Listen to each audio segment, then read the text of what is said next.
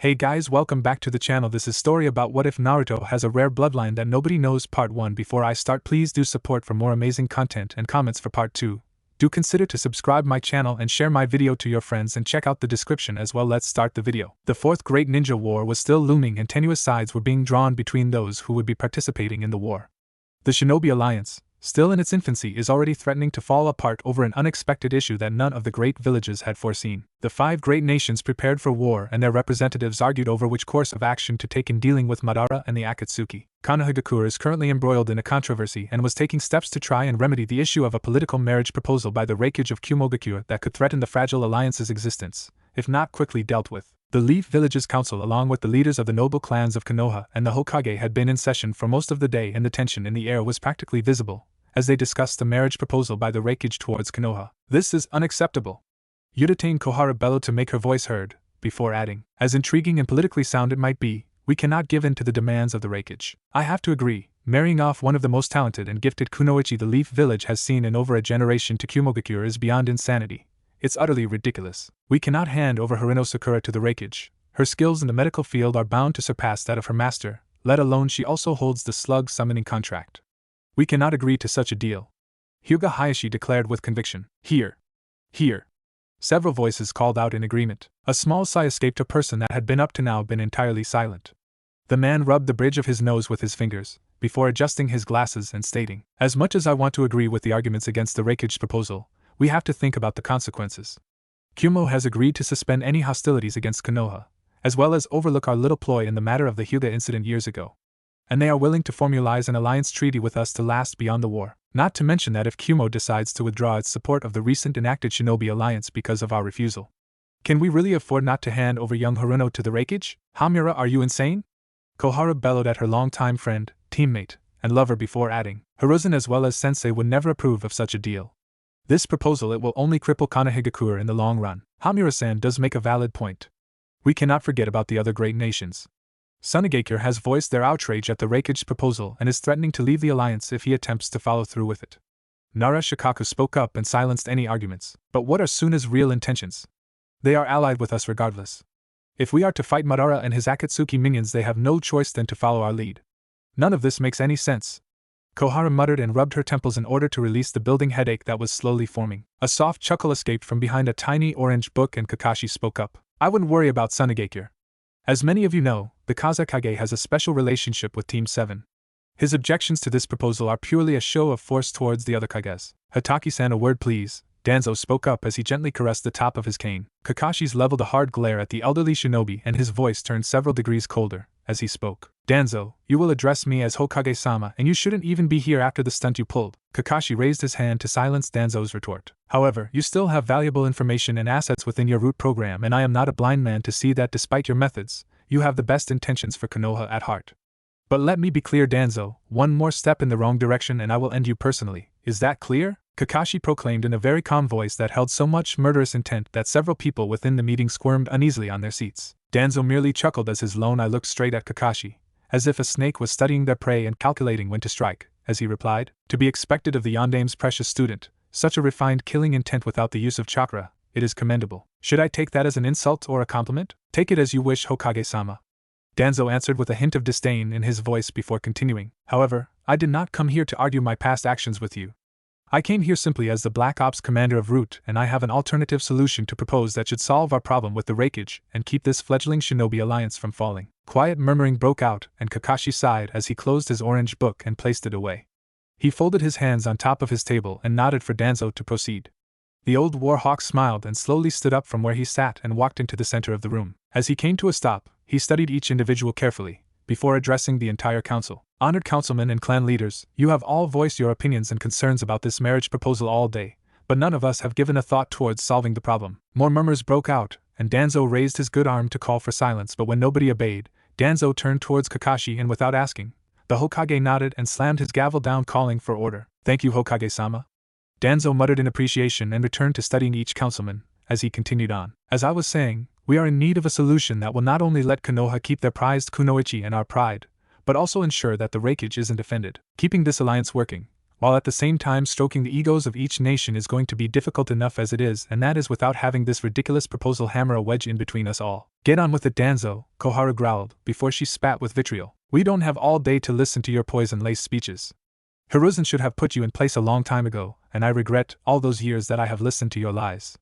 What is your plan in regards to avoiding Kumogaku's plans? Danzo smirked evilly as his lone eye studied the elder Hokage advisor, and the root commander turned towards addressing the Hokage. It is quite simple. The Haruno girl needs to marry a leaf shinobi, preferably today, in order to let Kumo and the Alliance know that the Raikage's proposal is out of the question. Silence, utter silence, was the only way to describe the reaction of the council to Danzo's simple yet effective solution. However, there was one person in the room that was utterly furious and about to explode. This is out of the question. I will never allow my apprentice to marry someone from Konoha based solely on avoiding an issue with Kumo. Marriage isn't a tool to avoid or strengthen one's alliances. Lady Tsunade, your overprotectiveness of your apprentice is well known and documented. However, before denouncing it, didn't you in the past consider arranging a marriage between your apprentice and a certain blonde young man? Danzo stated, as he saw the enraged eyes of the former Hokage settle on him, and he pulled out a folder out of his robes to wave it in the air to show it to everyone before turning on Tsunade. Wasn't it you that ordered a bloodline research on both Haruno Sakura and Uzumaki Naruto? Tsunade's face took on a pensive, sheepish look when she heard Danzo reveal that bit of information. Wasn't it you that discovered a high success rate in the creation of a new bloodline if those two shinobi were to breed?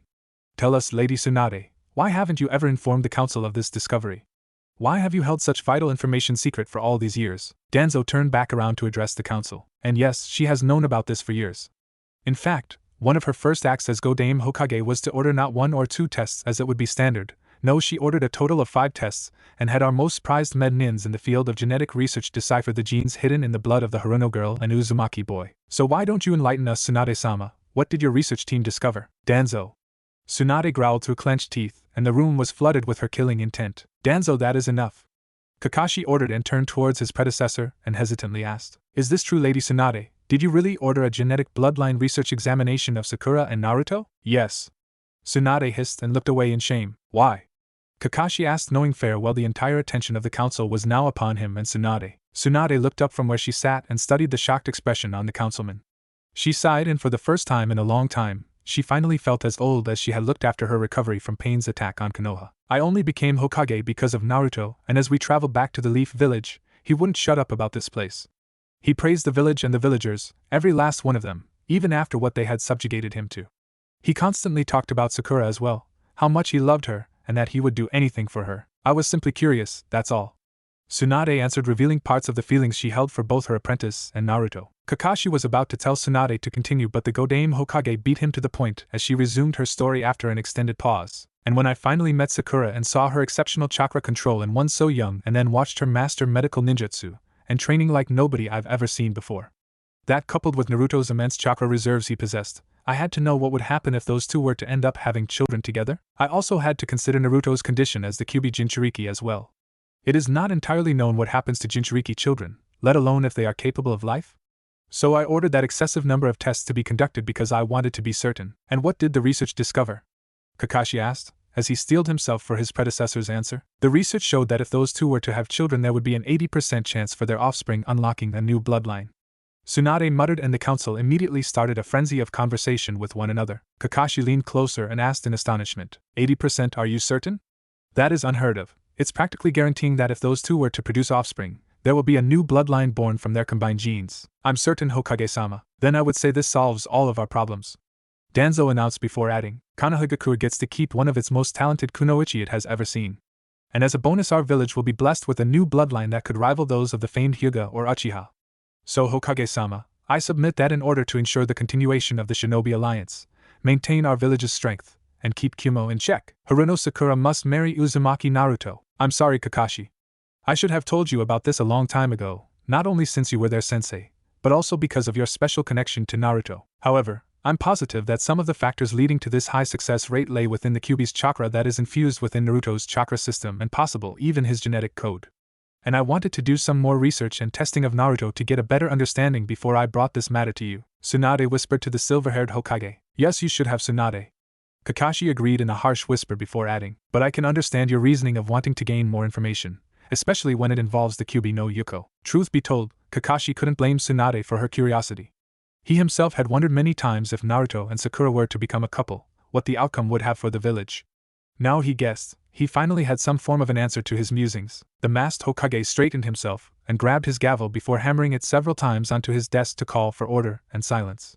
When the room's attention was back on him, he cleared his throat. Danzo, because of the information we just learned, I believe your suggestion of marrying Haruno Sakura to the Leaf Shinobi Uzumaki Naruto has merit and would prove to be beneficial to the Leaf Village. That is correct, Hokage-sama, Danzo replied as he sat back in his chair and with a smirk declared. We shouldn't simply pass up the opportunity to create a new bloodline. Even if their children wouldn't be gifted with a new bloodline, they will still create an immensely powerful clan. Imagine Konoha having ninja with Uzumaki's incredible chakra reserves and Haruno's almost godlike chakra control. Konoha would be a new force to be reckoned with. The potential to surpass the legendary Senju and Uchiha is right there in front of us and only needs to be nurtured into the proper direction. Yes, Hokage-sama, a union between Uzumaki and Haruno is vital to Konoha's survival. You can't just decide this, Tsunade barked in anger. They have lives of their own and… Lady Tsunade! Kakashi interrupted her and cut her off with a stern look before announcing, who is in favor of Danzo's proposal of marrying Haruno Sakura to Uzumaki Naruto in order to negate the Raikage's proposal and to see the birth of a new potentially strong bloodline and clan for the Hidden Leaf Village? Kakashi! Tsunade hissed in shock, unnerved that the silver-haired Hokage had even considered this option. Kakashi looked once more at his predecessor, and Tsunade saw a look of defeat on the man's face and a silent plea for her to hold her tongue. He turned back towards the council, and he exhaled a heavy sigh at seeing every person within the room having raised their hand in acceptance of Danzo's proposal. Very well, it shall be done, Kakashi said and slammed down his gavel in a show of acceptance of the council's wishes. We shall have a short recess while the Umbu fetch Sakura and Naruto. In the meantime, I will be in my office and prepare the necessary documents. Hokage-sama, a word please. Tsunade spoke up, as she rose from her seat to walk over to the center of the council chamber to address everyone present. And without waiting for Kakashi to yield the floor to her, Tsunade started speaking. I am not sorry that I have kept this discovery a secret. All of you just proved that you would rather have a new bloodline for this village to rely on than consider the damage your decision could create to those two. All of you disgust me. Tsunade paused briefly to gather her thoughts. However, I will give my blessing to this union, even if it will be against Naruto and Sakura's wishes on the condition that Naruto's heritage will be made public. That boy, no, I should say that man has sacrificed so much for our village during his young life. Revealing his heritage now is the right thing to do. He is finally accepted by the villagers and is even more accepted by the other Kages for his strength and bravery in defeating pain. It is time that we finally honor the last wishes of the Yondaime Hokage and inform the village and the other nations that Konoha holds the heir to the Hiraishin no Jutsu. That's outrageous. Revealing the Uzumaki's true heritage to the villagers as well as the other nations is dangerous. Iwagakure will instantly declare war upon us for the simple reason that Naruto is Minato's son. Koharu exclaimed in opposition. No, they won't. Iwagakure will swallow their pride because they know that Naruto could rain more destruction upon them than Minato ever could. Iwa might be a warmongering village, but they are no fools. They also know their chances of defeating Madara on their own are slim to none, so they will begrudgingly remain in the Five Great Nation Shinobi Alliance, as they know it is their only hope for victory. Tsunade shouted back in retort. Kakashi inwardly debated with himself whether to agree with Tsunade's proposal or not. Yet deep down, he knew that he would need Tsunade's help in controlling Sakura's explosion of anger once the Kunoichi realized that the council had decided her life for her. I agree with Tsunade-sama. Besides, Naruto already knows that the Yondaime was his father. It's time for him to claim his birthright, and it might help sway Sakura's reaction towards marrying Naruto in the village's favor. However, I would like for everyone present here to understand this. Sakura will most likely not accept this decision lightly. When those two enter and are told that their lives have been decided for them by us, prepare for potentially having to fight for your lives. And I will also be naming Naruto as my successor to be when the time has come. Kakashi commanded and effectively silenced the entire room. Several shocked expressions were visible on a few civilian council members, and Tsunade smirked as she and Kakashi's eyes met. He motioned with a nod of his head for her to follow, and both quickly vanished to prepare the necessary documentations and have an argument Kakashi knew he'd rather avoid. Kakashi sat in his chair and was preparing the marriage contract for Naruto and Sakura to sign. He currently heated some wax and pushed the melting wax next to his signature on the document.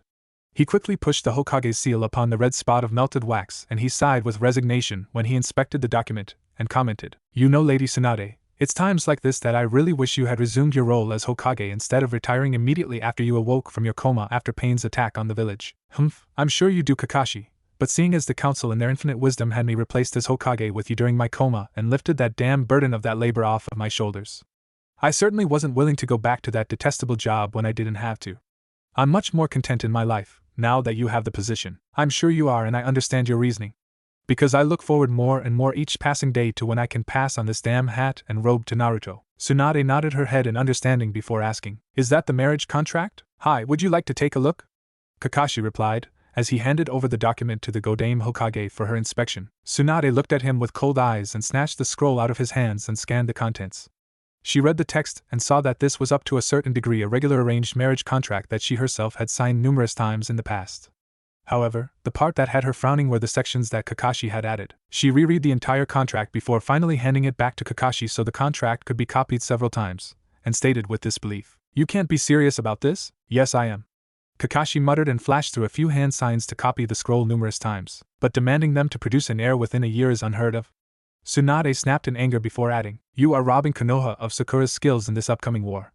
You can't do that to her or to Naruto. This entire deal will be difficult enough to explain to Sakura as it is, let alone order that they produce a child immediately." "Don't you think I don't know that?" Kakashi said as rose from his chair to look out over the village. "But we're at war, and if we already decide their lives for them, we might as well tell them to get started with their new clan." "I don't like this, Kakashi." Tsunade spat before adding, "This feels like we are playing to Danzo's tune again. Even forcing the council to agree to give Naruto a council seat and both of them to be given a sizable monetary reward as reparations isn't making any of this easier to accept. I'm telling you, Kakashi, this is going to come back to bite us in the ass eventually." "Most likely," Kakashi said dejectedly, adding with a sigh, "I wasn't a very good sensei for the two of them, was I? I had hoped I could be a better Hokage for them now, but it seems I can never break away from my past." Tsunade scoffed before answering, "From what I was told, no, you weren't. You bettered yourself, but to put it frankly, you failed miserably at being their sensei." Kakashi could only nod his head in sad agreement, as he pulled out a bottle of sake from his desk and offered some to the busted blonde woman before saying, "I hate that I have to do this. I mean, who could have imagined that the Raikage was so impressed with Sakura's skills, as she dealt with Killer Bee, that he would make such an outrageous proposal and threaten to pull out of the Shinobi Alliance if his wishes were not granted. I almost want to blame Sakura herself for this mess. If she wasn't so damn gifted, and I am not only talking about her skills as a kunoichi and medic nin, but also her unique gift that keep people like Naruto and Killer Bee in line when they get out of control. Yes, I can agree to that. Sakura does have a rather short leash on Naruto. Don't misunderstand, Kakashi. In a small sick way, I'm happy and glad that those two are forced to marry each other and raise a clan. They have pussyfooted around their mutual feelings for too long, and perhaps this will be the inspiration they needed for them to finally acknowledge each other. Yet I can't help but wish they could have decided this for themselves." "I agree," Kakashi muttered and sipped on his sake before adding, "Unfortunately, this solution will only cause another problem for the village thanks to that bloated gorilla of a Raikage." "What do you mean, Kakashi?" "Well, you see, Tsunade, what I haven't told you in the council yet is that the Raikage put in a stipulation within his proposal in case we were to reject and deny Sakura being married off to him." "What sort of stipulation?" "I suppose stipulation isn't the right word, it's more of an insistent demand. He says that if we deny his betrothal to Sakura, then he wants in compensation." An Umbu appeared in the office, interrupting what Kakashi was about to say, and announced, "Hokage-sama, they are waiting for you. The council members have returned and Uzumaki and Haruno are waiting as well." "Thank you, we'll be on our way," Kakashi said and sent the Umbu away. "I'll just tell you in the council about the compensation demand from the Raikage at the same time, shall we, Tsunade?" Tsunade nodded, but was very curious to know what Kakashi was about to reveal to her. Kakashi and Tsunade came walking down the hallway, and when they rounded the corner they froze to a stop, as they saw Sakura stomping on Naruto and yelling at him. "Naruto, for the umpteenth time, stop telling me what to do. I don't like the idea of marrying the Raikage either, but if that is what it takes for this alliance to work, who am I to deny that?" But Sakura-chan, you can't," Naruto stammered out, as her foot continuously slammed down upon him. "Sakura, stop this at once." Sakura turned and her face bore a shocked expression, and she quickly pulled Naruto to his feet and forced him to bow with her in respect before speaking. "I'm sorry, Hokage-sama, Tsunade Shusho. I didn't mean for you to see or hear." "That's quite alright, Sakura," Kakashi said and walked towards the door, before turning to his two former students. "We will call both of you inside in a few minutes. For now, please bear with waiting, Lady Tsunade." Kakashi called over to his predecessor, who was intently watching the two younger shinobi starting to bicker and fight again. "Shusho, is everything alright?" Sakura asked, as she punched Naruto into the wall once more for speaking up and voicing his disagreement with the Raikage's proposition to marry her. Sakura took a step forward and placed a reassuring hand on Tsunade's shoulder when the busted blonde shook awake from her thoughts. "I'm sorry, I am quite fine. I was just thinking," Tsunade said and patted her apprentice's hand. "Listen to me, Sakura, no matter what the council has decided, you have to understand that it is only in the best interest for you and Konoha." "Hi, Tsunade Shusho," Sakura answered weakly, believing her mentor had given her a glimpse at what would await her inside the council chambers. "Ba-chan!" Naruto yelled as he sprung up from the floor. "You can't let Sakura-chan marry that old fart. She's a Konoha shinobi, she belongs here, where her friends and family are." "Naruto, shut up!" Sakura growled and punched him into the wall again as she saw tears shimmering in Tsunade's eyes, and Sakura accepted the inevitable that her future lay no longer in Konoha but in Kumogakure. Please Naruto, don't make this any harder than it already is. Sakura pleaded with him. But Sakura-chan, Naruto said in a hurt voice. Kakashi and Tsunade didn't hear the continuation between Naruto and Sakura's argument as they entered the council chamber. Kakashi leaned closer to Tsunade and whispered, "Why did you make her believe that we were sending her to Kumogakure? Why torture them? I never said that we'd send her to Kumo.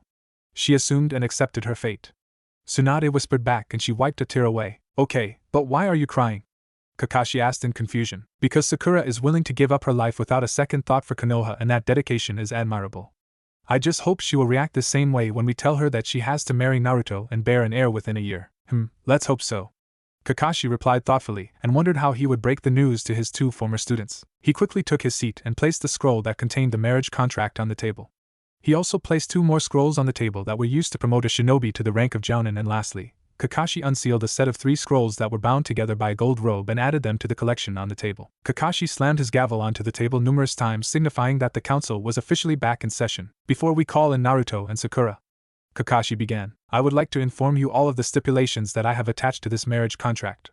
First and foremost, Naruto and Sakura have a right to know why they are being forced into this arranged marriage and shall be informed. Secondly, they are required to produce an heir within a year, starting today. And lastly, Naruto as head of the Namikaze clan shall be granted a seat on the council. Furthermore, both he and Sakura will receive a starting sum of 10 million ryo for sacrificing their free choice for this village. And they will receive another 5 million ryo for every child born in the next 10 years. That's outrageous," Koharu barked in anger. "You already said he would become your heir to the throne of the Hokage. Isn't that enough?" "No, it's not," Kakashi said in a cold tone that left no room for argument. "Everyone here present voted for them to be pushed into this situation, and you can't expect them to agree without any sort of compensation." "But aren't they already gaining enough by announcing Uzumaki's heritage?" Koharu asked. "What is there to gain from the Namikaze name, fame? Please, everyone here knows that the Yondaime Hokage was a simple man. He had no wealth, no council seat, and certainly no clan status until he became Hokage. All that man had was his love for Kushina, his teacher, and his students.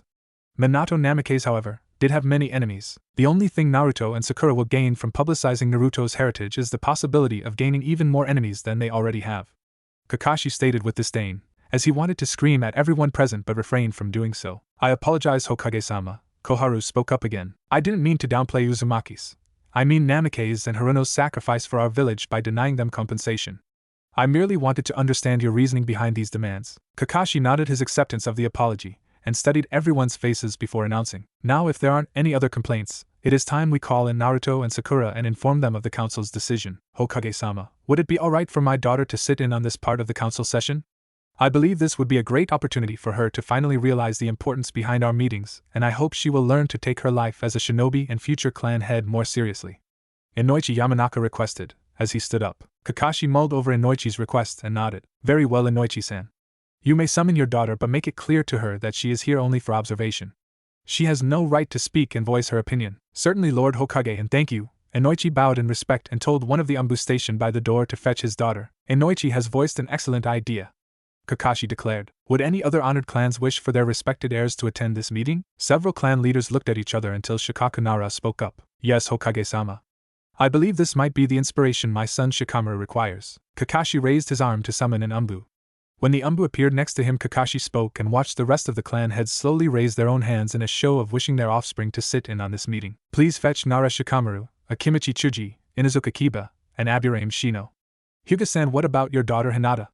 Would you not want her to sit in on this meeting as well?" "I am sorry, Hokage-sama, but I am not entirely certain yet if Hinata is the chosen heir of leading the clan in the future.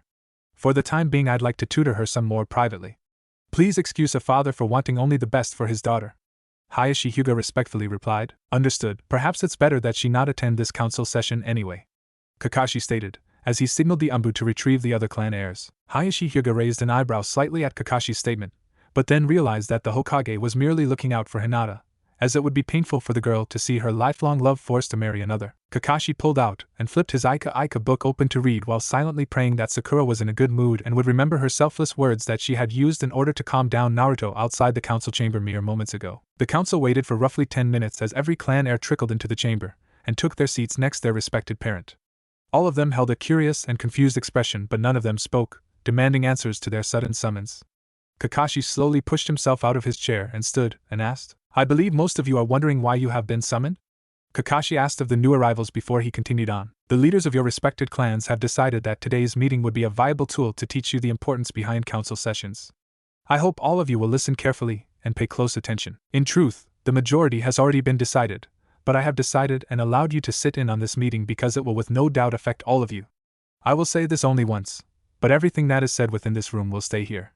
It is not to be discussed with anyone, not even with other councilmen. You have no official say on any matter discussed, and I expect all of you to keep quiet and to observe. Kakashi then turned towards the Umbu guard at the door and signaled for Naruto and Sakura to enter the council chamber.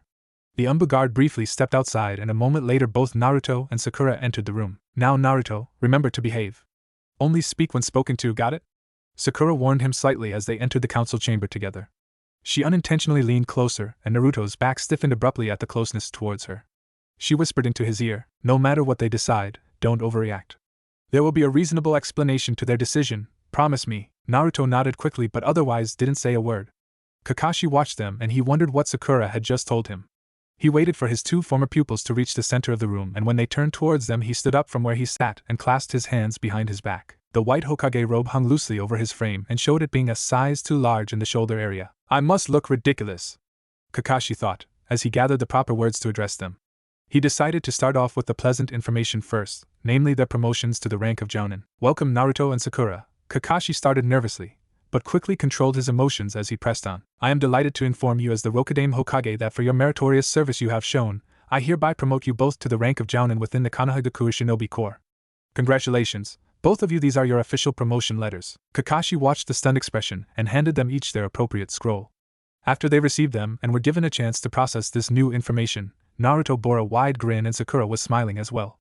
Kakashi cleared his throat to get their attention again. Now I trust you two with the rank of Jounin Shinobi not only because you both have proven yourselves capable of leadership and knowledge of the shinobi arts, but also because both of you have proven numerous times that you can put the need of the masses before the need of the few. Even as you were told to put the success of the mission before your friends and teammates, I am proud that you two were able to never give up your nindo in order to complete the mission. Your dedication towards your friends and teammates are commendable, and I wish from the deepest of my heart that you two understand that with this promotion comes great responsibility. He paused and inhaled to gather his strength. He looked at his two newly appointed Jounin, and it twisted his heart at seeing their happy and worryless expressions before saying, now my next order as Hokage will be to reveal Naruto's true heritage to the village and the other nations. Naruto's expression turned from one of utter bliss to one of distress, while Sakura simply turned questioningly, as she looked from Naruto to Kakashi and eventually settled on the Hokage and weakly spoke up in confusion. Gomen Hokage-sama, what heritage? What are you talking about, Sakura? Kakashi started, but was interrupted as Naruto acknowledged for everyone in the council chamber to hear. Sakura-chan, what Kakashi-sensei, I mean Hokage-sama means is that he is going to reveal the identities of my parents. What? But that's great, Naruto! Sakura exclaimed and turned towards her blonde teammate and saw the desolate look he now bore on his face. Why are you so dejected? Wait, why was there a need for the secrecy from begin with? My mother's name was Uzumaki Kushina. Naruto muttered and looked at his feet, not giving Kakashi a chance to explain it for him before he continued on. My father's name, he was called Namikaze Minato the Yondaime Hokage. Why, your father was the Yondaime Hokage? Sakura blabbered in shock, repeating the question in her mind. Yeah, sorry I didn't tell you sooner. Naruto muttered depression. Sakura suddenly blinked as if she was slapped in the face and frowned. Why are you sorry? Naruto, that's great. You're the living legacy of the Leaf Village's greatest hero, the fourth Hokage. I can't believe I am saying this, but I actually envy you a little. Envy me? Envy me? Naruto suddenly growled. Do you even know how it is to grow up not knowing the identities of your parents? Living alone and in doubt because everyone rejects you, except a single old man and a few bodyguards that aren't even allowed to talk to you? I am sorry, Naruto, I didn't think. No, of course you didn't think. You hardly ever do when it comes to me. Naruto mumbled the last part under his breath and exhaled loudly. He looked up and his dejected expression turned cheerful again, and he smiled. But it's okay. I had a chance to talk to my father, and he explained everything to me. I know why he did what he had to do. Good. Kakashi interrupted any further conversation between his two former students. For a second there Kakashi's heart had stopped beating when Naruto's voice and expression had darkened after Sakura had thoughtlessly spoken her opinion. Kakashi had briefly looked towards Tsunade, but the aged woman wore a stoned expression. Eyes settled on her two surrogate children, as there was no better way to describe her relationship with Naruto and Sakura other than a mother looking after her two kids, and yet her face didn't reveal any emotion. Naruto, we believe it is time that your heritage is revealed to the world. If you wish so, you may adopt your father's name, and you are entitled to the few possessions that your parents left behind. These scrolls here contain their wills and your father's techniques, Kakashi stated, as he motioned for Naruto to step closer so he could hand over the 3 scrolls that were tied together by the gold robe. Naruto, I'm sorry, Sakura whispered to him as he returned to standing next to her. I really was tactless, please forgive me. Sakura-chan, it's alright. Now pay attention, I don't think it's over yet. Ba-chan is too tense, and Kakashi isn't acting like his usual self either, Naruto whispered back and offered Sakura one of his genuine smiles that told her that nothing had changed between them. Please pay a little more attention, you two. Kakashi addressed them. He wanted to sigh and run away and bury his head in one of his Ika books, but he knew it was time to literally drop the bomb on them. Naruto, Sakura, what I have to say next is I'm truly sorry. No! He raised his hand to silence them and smiled weakly. That wasn't what I needed to tell you, but me and everyone else here are very sorry for what I have to tell you too. Kakashi saw the confused expressions on both of his students, and he swallowed, thinking it would be best to blurt it out and wait for the explosion of Sakura's temper that was bound to happen. We have decided to reject Kumogaku's offer of an arranged marriage between the Reikage and you, Sakura. Hoo, that's great! Naruto bellowed and bounced on his feet and turned to Sakura. Sakura-chan, you don't have to marry that testosterone-filled ape of a Kage. You get to stay here in Konoha with your friends and family and with me. Sakura's expression visibly lightened and Kakashi could tell a giant stone had fallen off her shoulders, but he only regretted it more now.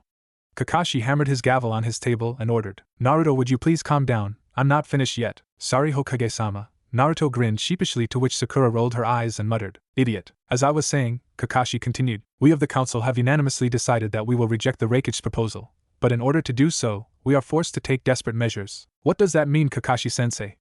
Naruto asked, ignoring the fact that he was supposed to be quiet. Naruto, shut up. He'll tell us if you would just stop and not interrupt him all the time. Sakura growled. Oh, thank you, Sakura. Kakashi said, and wondered why this was taking so long. To let Kumo and the Reikage keep their pride intact, and in order to ensure Konoha isn't open for retribution.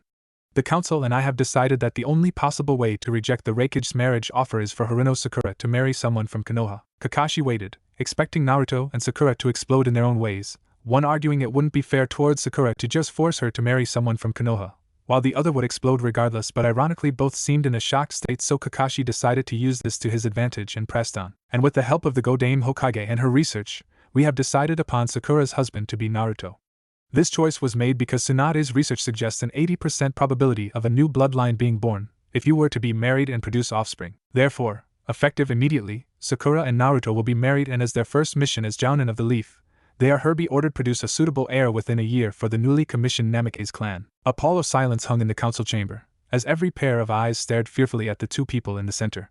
Kakashi swallowed, trying to get the feeling of doom past his throat as he watched his two ex-students. Naruto's expression was somewhat priceless, if not downright comical, as the blonde stood frozen in place, his mouth opening and closing like a carp trying to breathe air. In stark contrast to Naruto's reaction, Sakura's gave Kakashi the hives. The pink-haired Kunoichi stood silently next to her blonde companion with her head hung low, so that her bangs were hiding her face from his sight. The only shows of emotions that Sakura portrayed were the tightly clenched fists, as they hung limply at her sides. After several seconds of pure silence in which a pin drop could have been heard, quiet murmurs broke out between a select few councilmen, and Kakashi's trained eye instantly picked up Sakura's minute trembling. The shit is about to hit the fan, he thought, and started an inner monologue with himself, trying to think up satisfying answers that would calm down the raging Kunoichi. What research? Sakura softly hissed with her head still lowered and her fists trembling minutely. And when nobody answered, her head suddenly snapped up and her normally peaceful, warm, jaded eyes were ice cold, and an inner inferno blazed within them. I asked what kind of research, she spat, and her voice shattered the illusion of her quietly accepting their terms. Who ordered that these tests be conducted? She growled, and her cold eyes darted from person to person inside the room, only to rest on the one person she thought could never betray her. Tsunade sat quietly in her chair, expressionless, unmoving, and unfazed at Sakura's killing intent as it flooded the room and honed in on her. Her honey brown eyes met Sakura's green, and Tsunade's lips slowly parted, and without a hint of regret or shame, the busted former Hokage said with no regret, I ordered a bloodline research to be done on you and Naruto's blood and genes. Who the hell do you think you are? What gives you the right to perform tests on my blood, on my genes? Who the hell am I? Tsunade roared, as she stood up and seemed to tower over her former apprentice. I am the granddaughter of the first Hokage, Hashirama Senju, and also the grandniece of the second Hokage, Tobirama Senju. Furthermore, I am also the Godame Hokage, as well as the last surviving Densetsu no Sannin, and if that is not enough for you, I am also your Shursho, master/teacher, and you will show me the proper respect I've earned or suffer the consequences, my former apprentice. I'm not the little girl you once taught anymore, Shursho. I'm more than capable of handling your consequences, as well as dishing out some of my own now. Sakura spat out with disdain and defiance echoing in her voice, as her killing intent increased even further. Tsunade merely grinned before she cracked the knuckles in her hands and declared with sarcastic amusement, Do you really think your little display of bravado and killing intent is going to scare me? Do you honestly believe I would be afraid of you?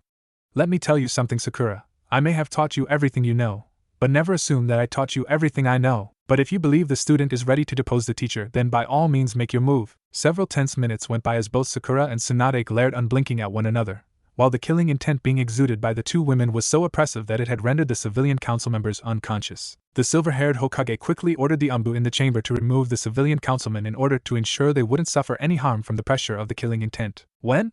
Sakura finally growled and took a threatening step closer, as her fists violently shook at her sides as Sakura fought for control. Years ago. Tsunade responded and didn't move a muscle. Years ago. Sakura repeated in a hush and her eyes widened in realization, only to narrow to angered slits, as she angrily accused. You've planned this all this time. Sakura exclaimed in accusation and was another 2 steps closer towards the Godame Hokage. Sakura. Naruto suddenly spoke up in fear of what Sakura might do. He had purposefully left away his usual honorific in hopes of catching her attention quicker, while not drawing her wrath. He did, however, make a fatal mistake when he placed one of his hands on her shoulder to stop her from advancing. Sakura's right arm suddenly shot up and backhanded Naruto, propelling the blonde young man into the wall.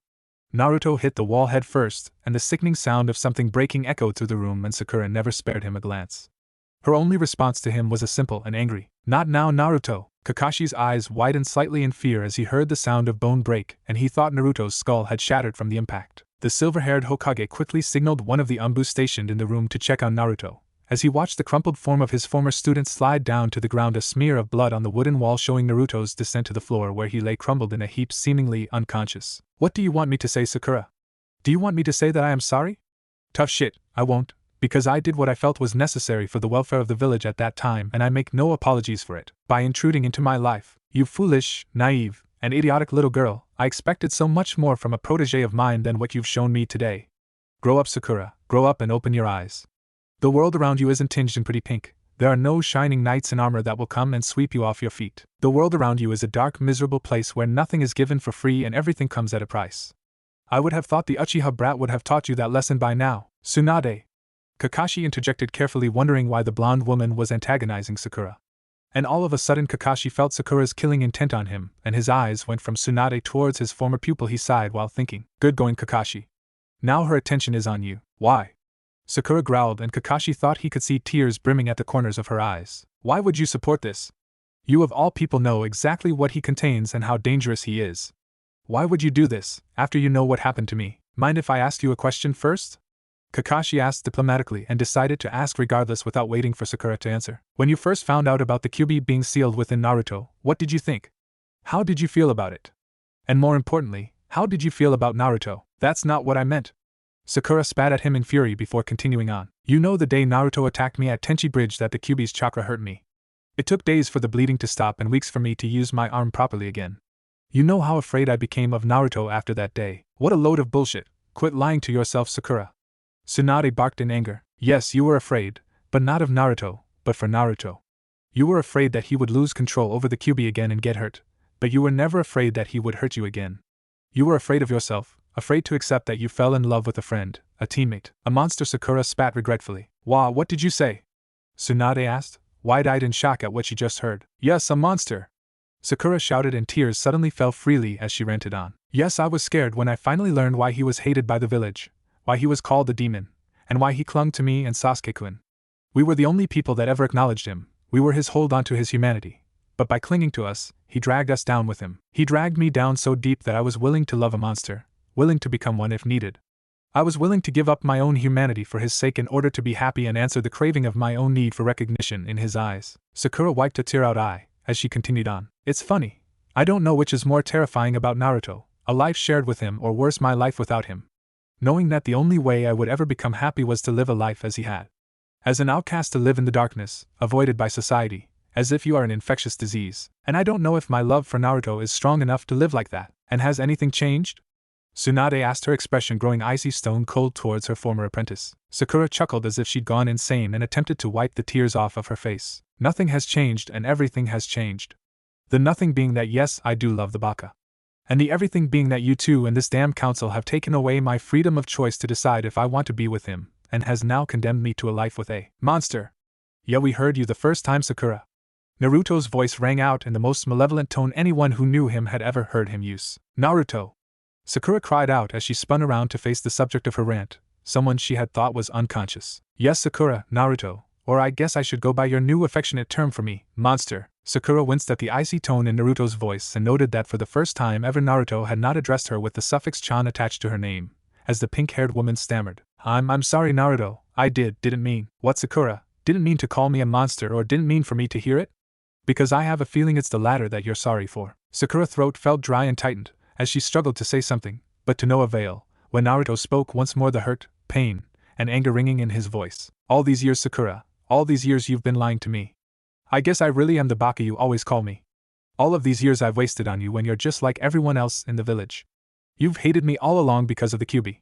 Even though I always wanted something more, I at least thought we were friends. But I guess that was a lie, huh? Tell me, Sakura, why lie to me all these years?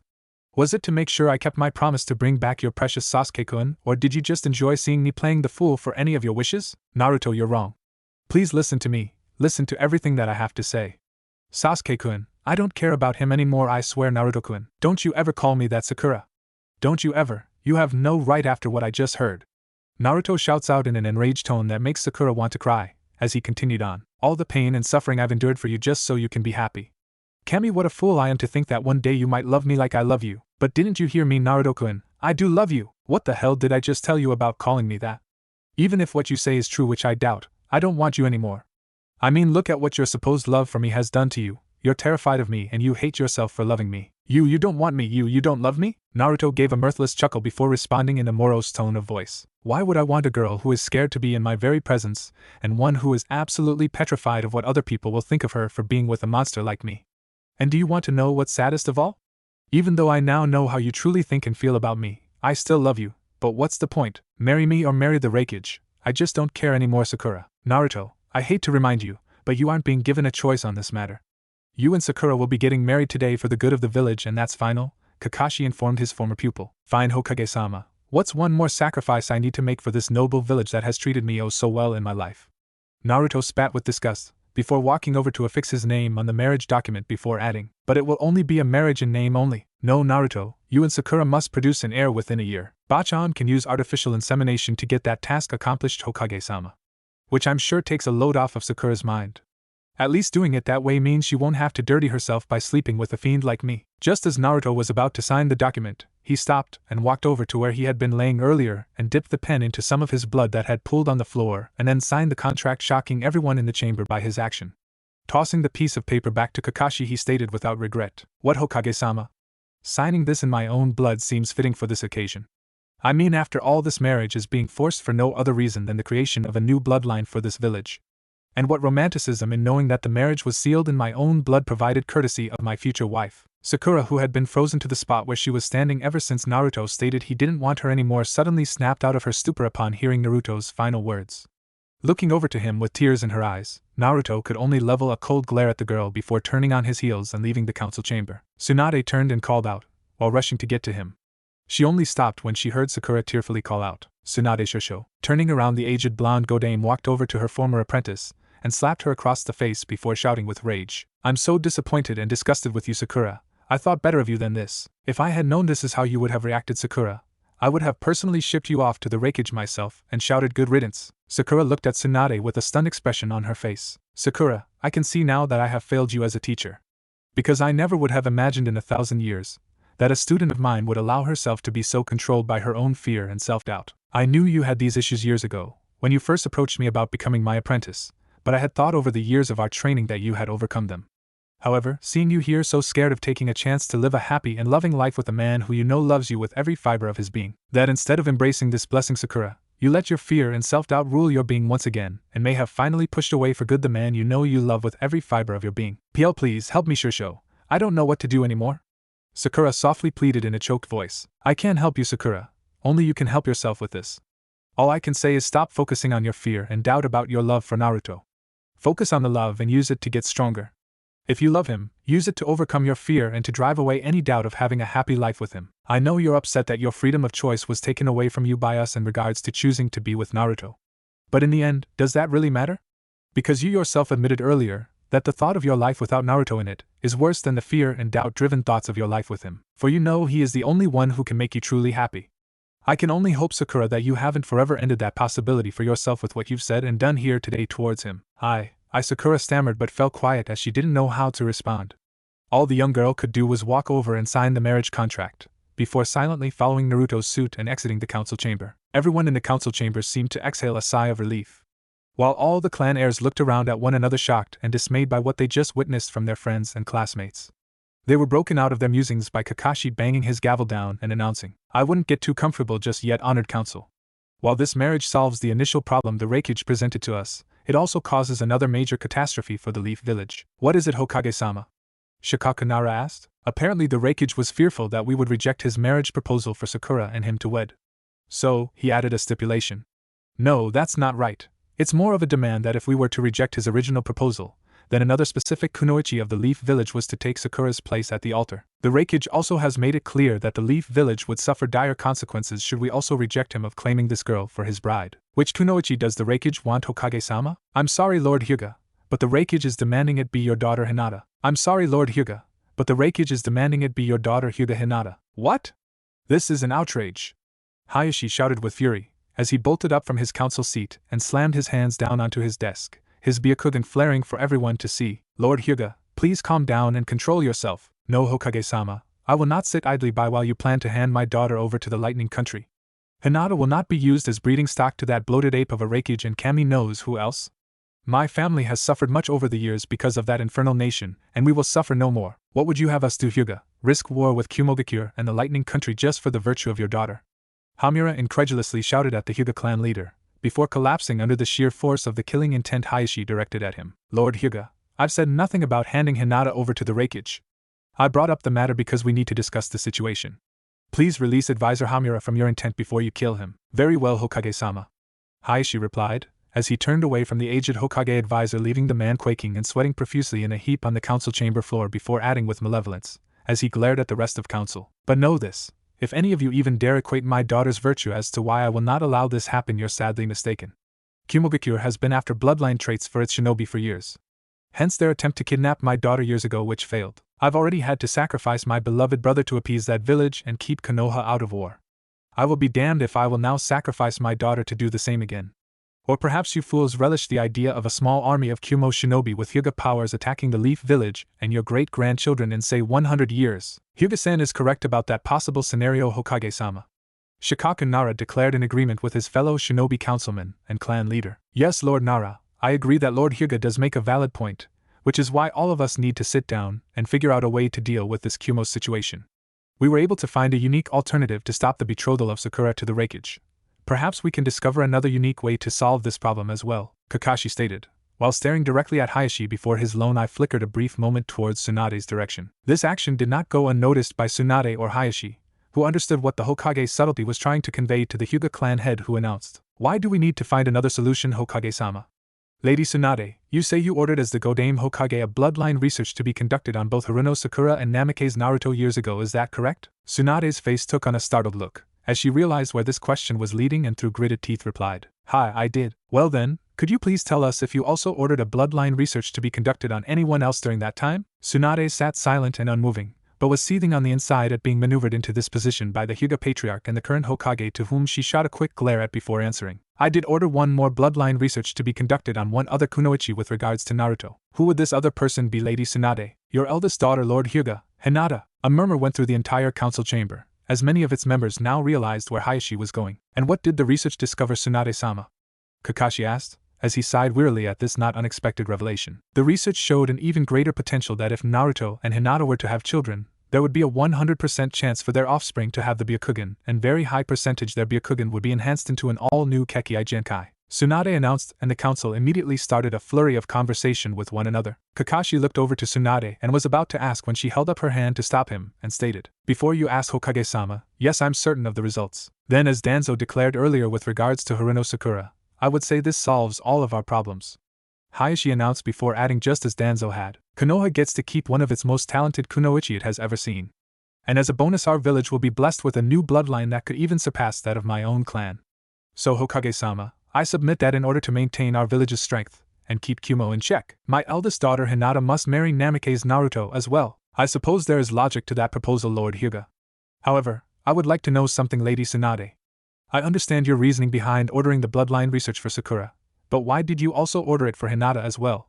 Kakashi asked with curiosity. I ordered it for Hinata Hokage-sama because upon my return to the village to become the Godame Hokage, I learned of Hinata's love for Naruto. So I figured that the Gaki would end up one day marrying one of the girls who had fallen in love with him. I just didn't know which one it would be, Sakura or Hinata? Well, it doesn't matter now, I guess, because it looks like our favorite knucklehead is going to end up with both girls now. Kakashi commented in amusement. Hokage-sama, while I am not against this marriage proposal of Lord Hyuga's daughter with the Namake's heir, you stated that the Reikage made it clear that the Leaf Village would suffer dire consequences should we also reject him of claiming Hyuga Hinata for his bride in place of Haruno Sakura. Are we not risking the end of the Shinobi alliance against the Akatsuki and possibly war with Kumogakure if we follow through on this measure? Koharu questioned with concern. I think not, Koharu. I happen to know that the Kazekage, Mizukage, nor that Tsuchikage holds any love for the Reikage. And they all recognize the threat of the Akatsuki, so I doubt they will dissolve the alliance simply because the Reikage can't get a wife. That may be, Hokage-sama, but that doesn't ensure that they won't take sides if a war develops between Konohagakure and Kumogakure. Awagakure may join with Kumo simply to help take revenge for what the Yondaime did to them in the last great shinobi war. Plus, lest we forget, Kumogakure does hold the 8-tailed Jinchuriki, which they could use against us, and we have the 9-tailed Jinchuriki at our disposal should war arise. Lord Hyuga is correct. We cannot pass up the opportunity to create not only one but two brand new bloodlines. We've already discussed that even if the children, the Haruno girl and the Namake's heir, wouldn't be gifted with a new bloodline, they will still create an immensely powerful clan. Now, upon learning that perhaps an even greater bloodline could be born from the union of the Hyuga and Namake's heirs, our chances to usher in a new era of Kekkai Genkai is within our grasp, and all that needs to be done is direct Haruno's, Hyuga's, and the Namake's future into the proper course. Yes, Hokage-sama, a union between the Namake's heir and the Hyuga heiress is just as vital to Konoha's survival as is his union to the Haruno girl, Danzo exclaimed with all the authority he could muster. Yes, Danzo-san, we already recognize the potential gains to the Leaf Village of these unions. What concerns me is this village's losses should war arise once more between the 5 great nations, Koharu snapped in retort. That will not happen. Iwagakure will not risk war with us for fear of what we, or more specifically what Naruto, could do to their forces. Also, were they to ally themselves with Kumogakure, which I highly doubt given the amount of disdain that Tsuchikage has for the Reikage, that Tsuchikage knows that any aggression towards our country or village would bring in the Wind Country and Sunagakure to our defense, should we request it, which we will not. No, to preserve the Shinobi Alliance, Suna, IWA, and Kiri will remain neutral. If the Reikage chooses to follow through on his threat, we must keep this strictly as a dispute between the Cloud Village and the Leaf Village should that arise. Kakashi commanded, cutting off any potential arguments from Koharu or Danzo. Very well, Hokage-sama, I've stated my concerns and that is all I can do. But what exactly is going to be the reason we present to the Reikage to why we are refusing both of his demanded marriage betrothals? Koharu contritely asked before resuming her seat in the council chamber. Well, since Naruto is the last living legacy of the Namake's clan, we can always present to the Reikage that as such the 2 most skilled and qualified kunoichis were selected to become his wives under the Clan Restoration Act to rebuild his clan. Those kunoichis being Haruno Sakura and Hyuga Hinata, who in fact are the 2 most skilled and qualified kunoichis we have currently available for marriage to Naruto. What about Yuhi Kurenai? She's available and definitely has a hot enough body that any man would want to get with. Maybe we could offer her for betrothal to the Reikage and that might appease him, since the 2 girls he wanted are not available, Hamura declared before he fell once again to his knees gasping for air, as the killing intent directed upon him was now coming from the Hokage, as the advisor heard in an icy and deadly tone of voice from Kakashi. Yuhi Kurenai is not available for appeasement of the Reikage. After a few more seconds of uneasy silence in the council chamber, Hayashi spoke up and announced with fervor, I agree with Hokage-sama. It is a perfectly logical and reasonable explanation to give to the Reikage as to why he cannot have either the Haruno girl or my daughter. So, if no one else has any objections, I call for a vote of this council to approve the proposed betrothal of Namake's Naruto to Hyuga Hinata at once, as well as initiating the CRA for Namake's Naruto to legally have 2 wives per Konoha law to rebuild his noble clan. Shouldn't the civilian council members also be present to vote? Koharu questioned. Actually no, their presence is not required, as this is strictly a shinobi matter.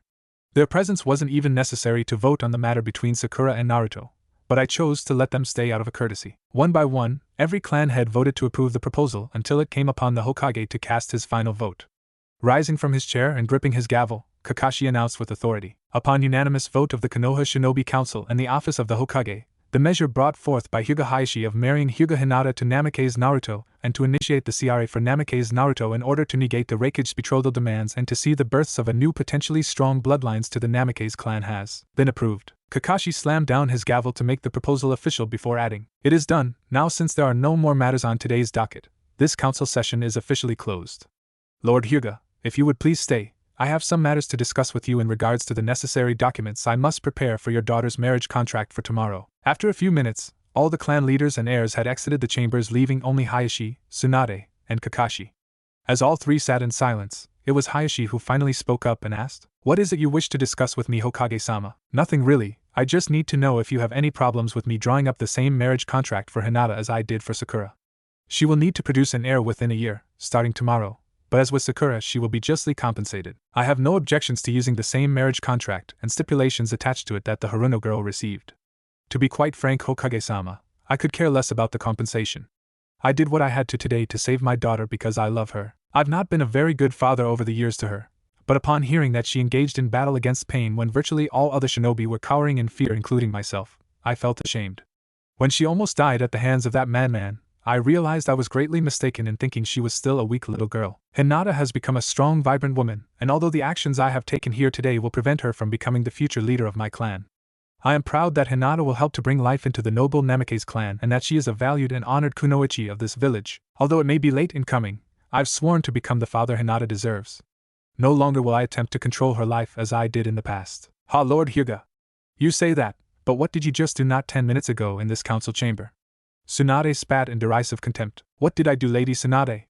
I just made my daughter the happiest woman on this planet once she finds out what I did," Hayashi replied with a smirk before strolling out of the council chambers, while looking forward to seeing the expression on his daughter's face when he would tell Hinata of her betrothal to her lifelong love. At the Yamanaka flower shop, a small group of clan heirs had gathered to discuss what they had witnessed in the Konoha council session that afternoon.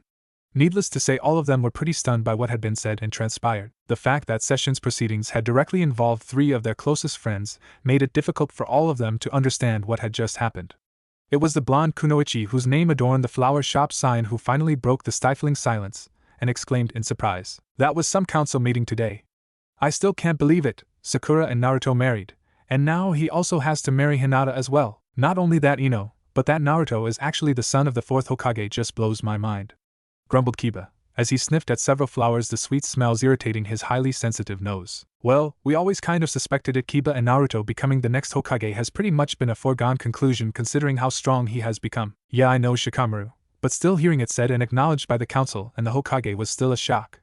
What do you think about it, Chuji?" "What's there to say? Munch, munch, Naruto's still my friend no matter who his parents were or what position he will obtain. Munch, munch, I'm happy for him," the Akimichi heir stated while eating his trademark barbecue potato chips. "Grrrr, I just can't believe Forehead Girl is the one who gets to marry the next Hokage. That girl is so damn lucky and she doesn't even realize it.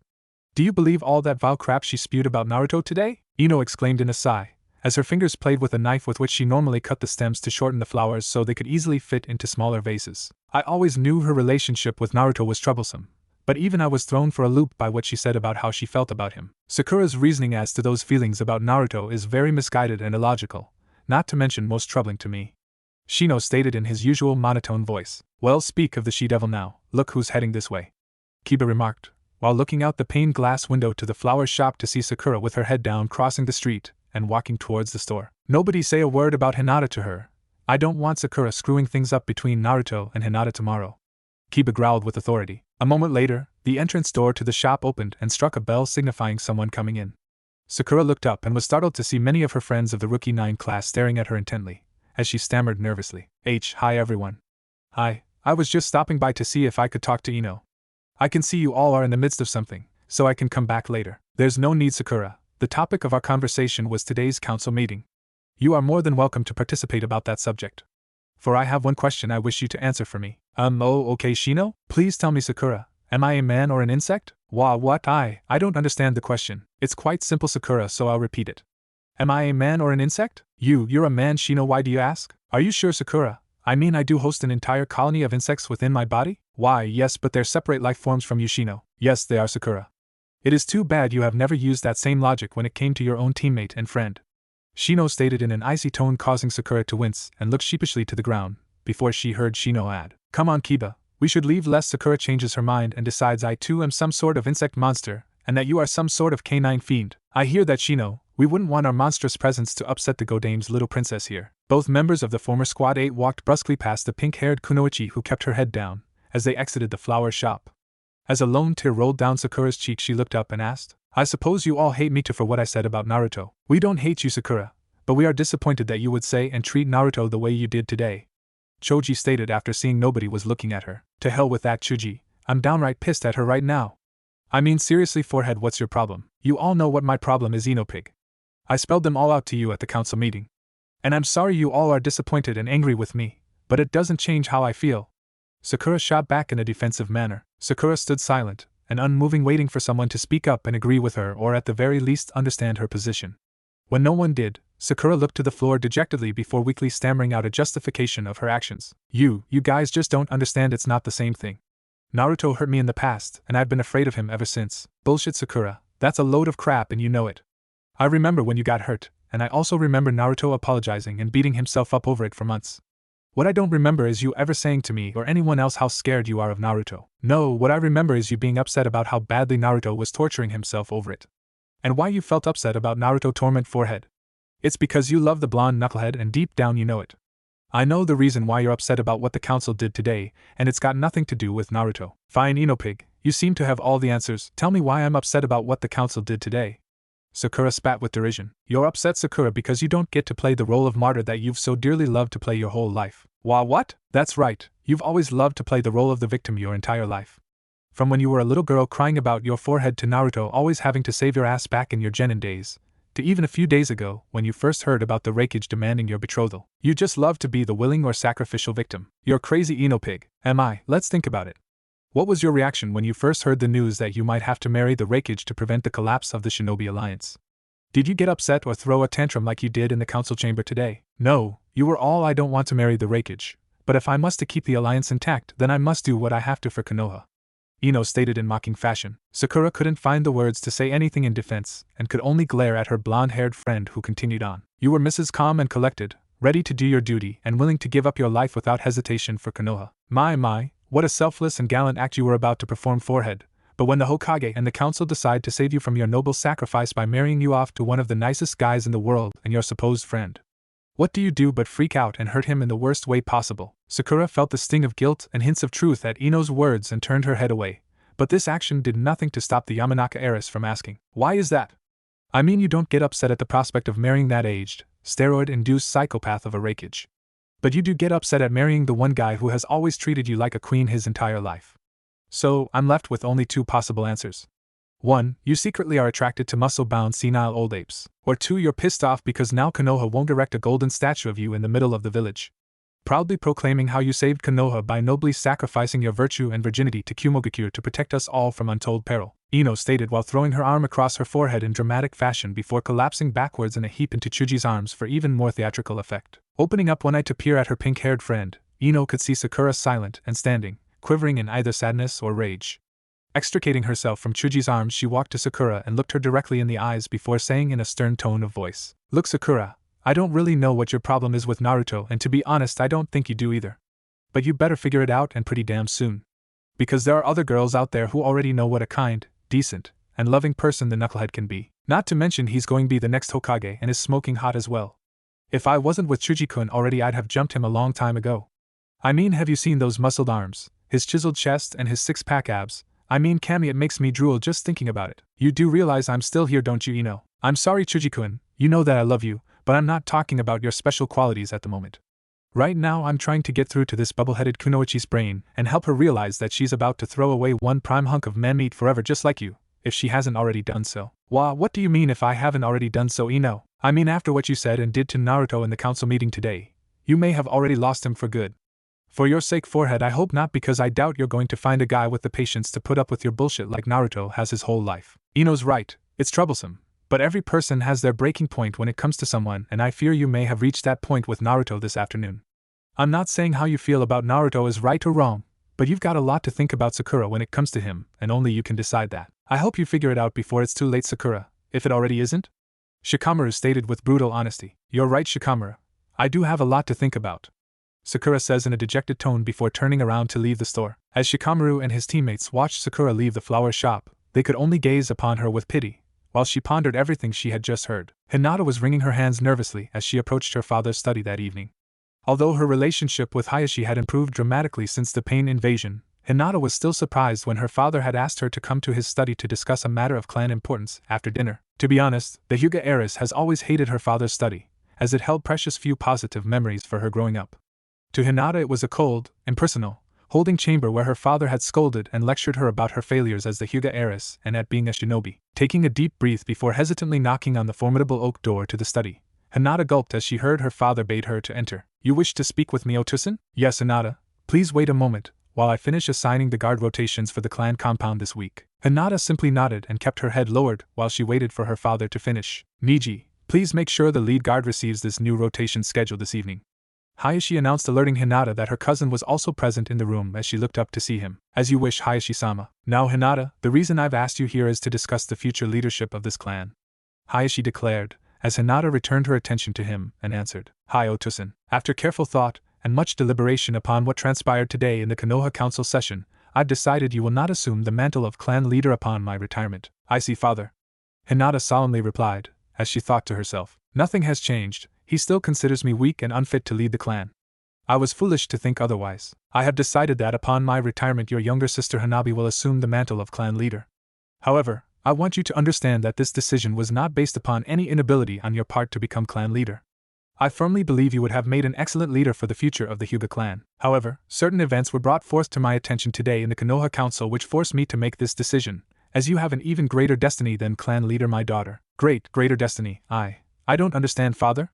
Hinata stammered with confusion, as she had been instructed since she was old enough to understand that her destiny was to lead the Hyuga clan. "Yes, Hinata, a greater destiny. For you see, it was revealed today in the council and shall be announced to the village tomorrow that the last legacy of the Namikaze clan lives. As such, seeing as he is the only living member of that noble clan which produced our esteemed fourth Hokage the Yondaime, the council in its wisdom has seen fit to enact the Clan Restoration Act for the young man. And with my honor and blessing, I have arranged with the Hokage for you, my daughter, to become one of the 2 wives this young man will take to help restore the Namikaze clan to its former glory." "Me, father?" Hinata asked in a panic-stricken voice while thinking. "I don't want to marry some strange man just because he comes from some important clan of the past.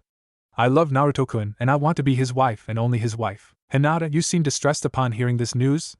I would think you would be happy.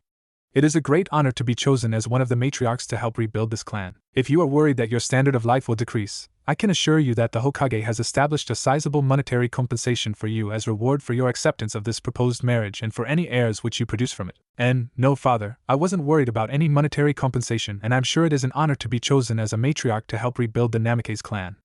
I just had hoped to be able to marry someone else?" Hayashi asked, interrupting his stammering daughter. "Yes, father," Hinata meekly replied. Well, this does change some things. I don't wish to force you into doing something you have no desire for, Hinata. Are you sure you don't wish to at least consider this proposed marriage to this man?" I'm sorry, father, but my heart does belong to another." "Very well, if that is your decision, so be it," Hayashi grimly pronounced, before pushing a button on his desk. A few moments later, a branch member arrived at the study, to which Hayashi ordered, "See to it that this document is returned to the Hokage first thing in the morning. Also inform the Hokage our clan's deepest apologies that Hinata Hyuga has declined her proposed betrothal to Naruto Uzumaki. Naruto Namikaze. Also please ask the Hokage to convey to the Uzumaki heir, the Namikaze heir, that we hope he bears no ill will towards our clan for my daughter's refusal of marriage to him." "I shall see to it at once, Hayashi-sama." As Hayashi handed the proposed marriage contract over to the branch member for delivery, a scant second later he heard a garbled cry and then a hard thump hitting the floor. Looking up from his desk, the Hyuga patriarch saw the branch member crumpled unconscious in a heap on the floor, with Hinata standing over him frantically examining the document the young man was supposed to deliver. After a moment Hinata looked to her father wide-eyed and in a daze, her mouth open trying to speak, when Hayashi said, "Yes, Hinata, it's true. Am I to understand you've had second thoughts about not marrying Naruto Namikaze? Because if you have, I've already signed off on the proposed marriage, as you can see, and you have my full support and blessing to marry the young man if you want to." "I want to, father!" Hinata exclaimed before her eyes rolled to the back of her head and she fainted, as her mind overloaded at the thoughts of being Naruto's wife. Both Hayashi and Niji watched Hinata fall to the floor, clutching the marriage contract in her hands tightly to her chest. Both men could only shake their heads in amusement before Hayashi ordered his nephew to carry Hinata to her bedroom and to leave the contract with her. As Hayashi watched Niji pick Hinata off the ground, a small tear rolled down his cheek, as the smile adorning his daughter's face was priceless. And this made the aged Hyuga leader feel a sense of joy at being able to grant Hinata's fondest wish and to give to her the happy life he had denied her for so long growing up. As Naruto stormed his way to Hokage Tower, the rage he felt within him seemed to grow with each step that he took. He was still upset about what had happened with Sakura at the council session the day before, and thought it had been one of the worst days of his life. But today's events had made yesterday seem tame by comparison. The news of Naruto's true heritage as the living legacy of the Yondaime Hokage Minato Namikaze had been announced that morning, and it had turned his life upside down in the village. Now the very same people in the village, who used to shun him in the past, were now going out of their way to heap praise and kindness upon him merely for the fact of who his father was. Even worse than the behavior of these pathetic hypocrites of villagers was the attitude that his friends were now showing him, as his thoughts recounted an earlier memory of his morning trip to Ichiraku Ramen. Flashback. When Naruto finally arrived at his favorite restaurant, the sight that greeted him was astonishing. There were literally hundreds of villagers milling around the stand, all waiting to place an order with the ramen vendor. Naruto could see that Teuchi and Ayam were working at a frantic pace to fill all the orders they were given. Suddenly, one of the villagers noticed Naruto and shouted out, effectively breaking Naruto out of his stupor. "Hey everyone, look, the Yondaime's son is here!" Before Naruto knew what was happening, the entire crowd suddenly flocked around him, surrounding the bewildered young man. Naruto grew uneasy at this, as unpleasant memories of when villagers surrounded him in his youth flooded his mind. This is why it was a complete shock to him when everyone clamored around him to give compliments, or just to touch him. Even some of the girls who used to look upon him with disdain were now calling out to him with date and even marriage proposals. Naruto in a panic was about to flee the scene when he noticed Ayam signal to him to go around to the back of the restaurant. Flashing through a quick series of hand signs, Naruto disappeared in a swirl of leaves, only to re-emerge moments later in the back alley behind Ichiraku's. A few seconds later, Ayam came out the back door and enveloped Naruto in a bone-crushing hug as Naruto stammered, "What's going on around here, Ayam-chan? Oh Naruto-kun, it's wonderful. Since the Hokage and the council announced you were the son of the fourth Hokage earlier today, people have been beating down our door to eat the food of your favorite restaurant. We've already made more money today than we had in the last 6 months, and it's all thanks to you." "Well, I'm happy for you and the old man, Ayam-chan," Naruto hesitantly replied, not really sure how he should respond. A moment later, a grinning Teuchi Ichiraku came out carrying a large takeout bag full of ramen dishes and thrust the bag into Naruto's hands while bowing and saying in gratitude, "Here you go, Naruto-sama. I cooked all your favorite ramen dishes for you to enjoy." "Sama?" Naruto thought to himself in confusion, as he looked inside the bag before saying, Thanks old man, I appreciate it, but this more food than I was going to order and I don't have enough money to pay for all of it." "It's on the house, Naruto-sama. I wouldn't dream of taking money from you, not after all the business you've brought to us. It's the least I can do for the living legacy of Minato Namikaze." Naruto's face became crestfallen upon hearing Teuchi's proclamation before mumbling his thanks and turning to walk away. Both Teuchi and Ayam noticed the somber expression Naruto's face had taken and the subdued way he walked away from them, before Teuchi called out with concern, fearing they had insulted the boy in some way, "Naruto-sama, you seem upset. Did we do something to displease you?" Naruto turned around and gave his trademark smile, the one he always showed when he was hurting inside, and solemnly said, "No, you didn't do anything, old man. I guess I just liked it better when you guys liked me as plain old Naruto Uzumaki, and not just as the last living legacy of the fourth. You two had better hurry back inside. You've got a lot of hungry customers waiting for you. I'm glad your business is doing so well for you now, and thanks again for the ramen." Before Teuchi and Ayam could respond, Naruto leapt away to the rooftops, leaving behind his two long-standing precious people, who both felt very sad and guilty at their behavior towards the young blonde shinobi. End of flashback. "Naruto-sama. Even my friends are treating me like royalty now that the truth of who my father was is out. Now I understand what the teen went through growing up. Being praised and complimented for nothing more than whom he came from rather than who he is." Naruto bitterly thought with disgust as he reached Hokage Tower. A short time later, Naruto threw open the doors to the Hokage's office and stomped inside. Both Kakashi and Tsunade could feel the slight killing intent emanating off of his body, as he strode forth to stand in front of his former sensei and growled out, "What service do I need to provide today, Kakashi-sensei? I mean Hokage-sama." Kakashi could only sigh, as he could tell Naruto was still upset about the events that had transpired in the last 24 hours. Looking towards his former student, he silently wondered what Naruto's reaction would be to the latest bombshell he would deliver to uproot the boy's life. However, as much as he hated it, Kakashi knew it was the only way to save Hinata and hoped Naruto would understand that. Clearing his throat to gain everyone's attention, he tried to speak in an upbeat tone of voice. "Thanks for coming, Naruto. There's some matters I need to discuss with you that will affect your marriage to Sakura." "What's there to discuss? I'm married to Sakura and that's that. If it's about producing an heir with her, just have Bachan schedule a time for me to go over to the hospital to dump off a cup of my little soldiers and we'll be done with it. I'm sure there's a little more to it than that. I don't know what else that could be. Just loan me one of Ero-sennin's books, and so long as it doesn't have any pink-haired heroines in it, I should be able to knock out plenty of baby-making juice for Haruno-san to use." "Naruto." Tsunade mumbled under her breath, saddened at Naruto's attitude towards her former apprentice. "Ahem, alright, we'll table the discussion about your heir another time. That's not the reason I called you here today. After you had left the council meeting yesterday, Naruto, you were not present to hear about a secondary demand of the Reikage should Konoha refuse his betrothal to Sakura. What is this second demand, Hokage-sama? Well, you see, Naruto, the Reikage was fearful that we would reject his marriage proposal for Sakura and him to wed. So, he put in a demand that if we were to reject his original proposal, then another specific kunoichi of the Leaf Village was to take Sakura's place at the altar. The Reikage also has made it clear that the Leaf Village would suffer dire consequences should we also reject him of claiming this other girl for his bride. What? That's not right. You mean that bastard is going to threaten Konoha if we don't let him marry another kunoichi from the village? That's correct. Well, what are you going to do about it? What we are doing about it has already been done.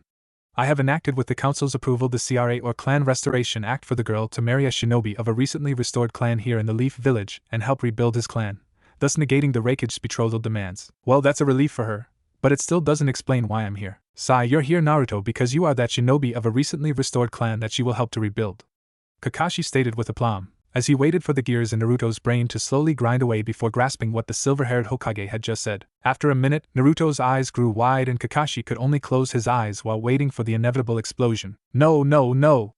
I swear I'm not about to ruin some other girl's life by forcing her to marry me. Naruto, you're not forcing her into marriage.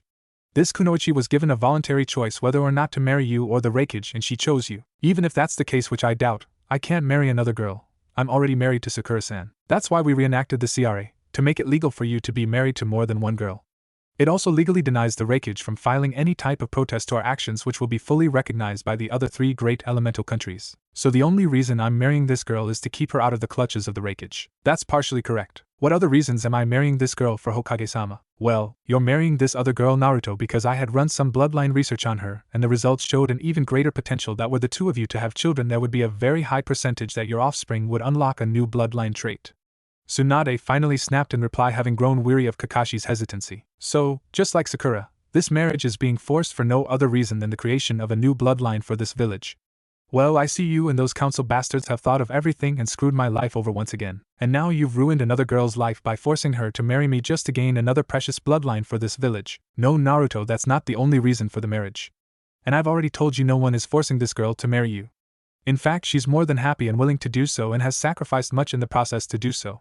You have no idea, but with this particular girl you are probably saving her from a fate far worse than death. Yeah, right. So who is this noble girl happily willing to sacrifice her life just to be married to me?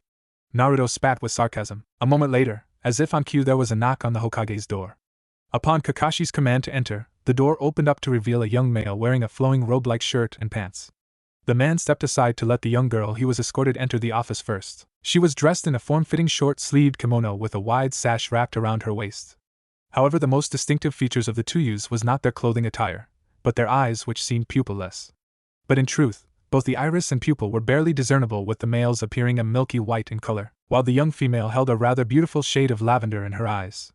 As they both bowed to the Hokage in reverence of his position, the young male spoke up and said, "Hokage-sama, Lord Hyuga gives his apologies. He was unavoidably detained with the Hyuga elders and will join us later to finalize the paperwork for Hinata's betrothal.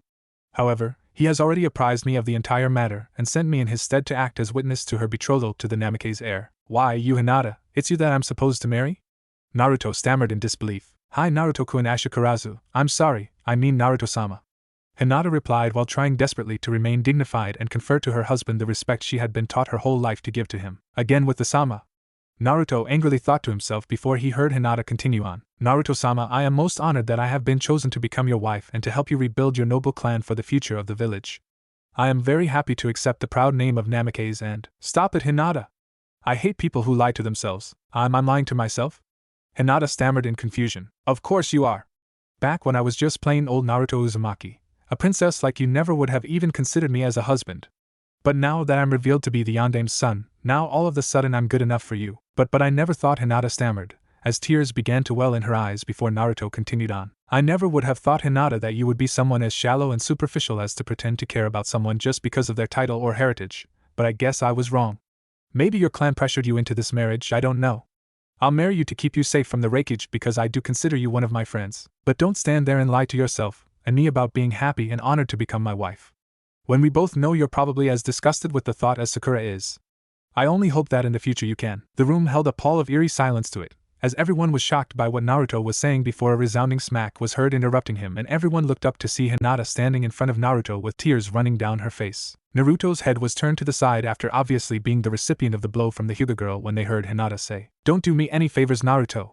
Since you believe I'm being dishonest with you, I shall go ahead and sacrifice my dignity along with my life and marry the Raikage to save the village." "Hinata, you can't!"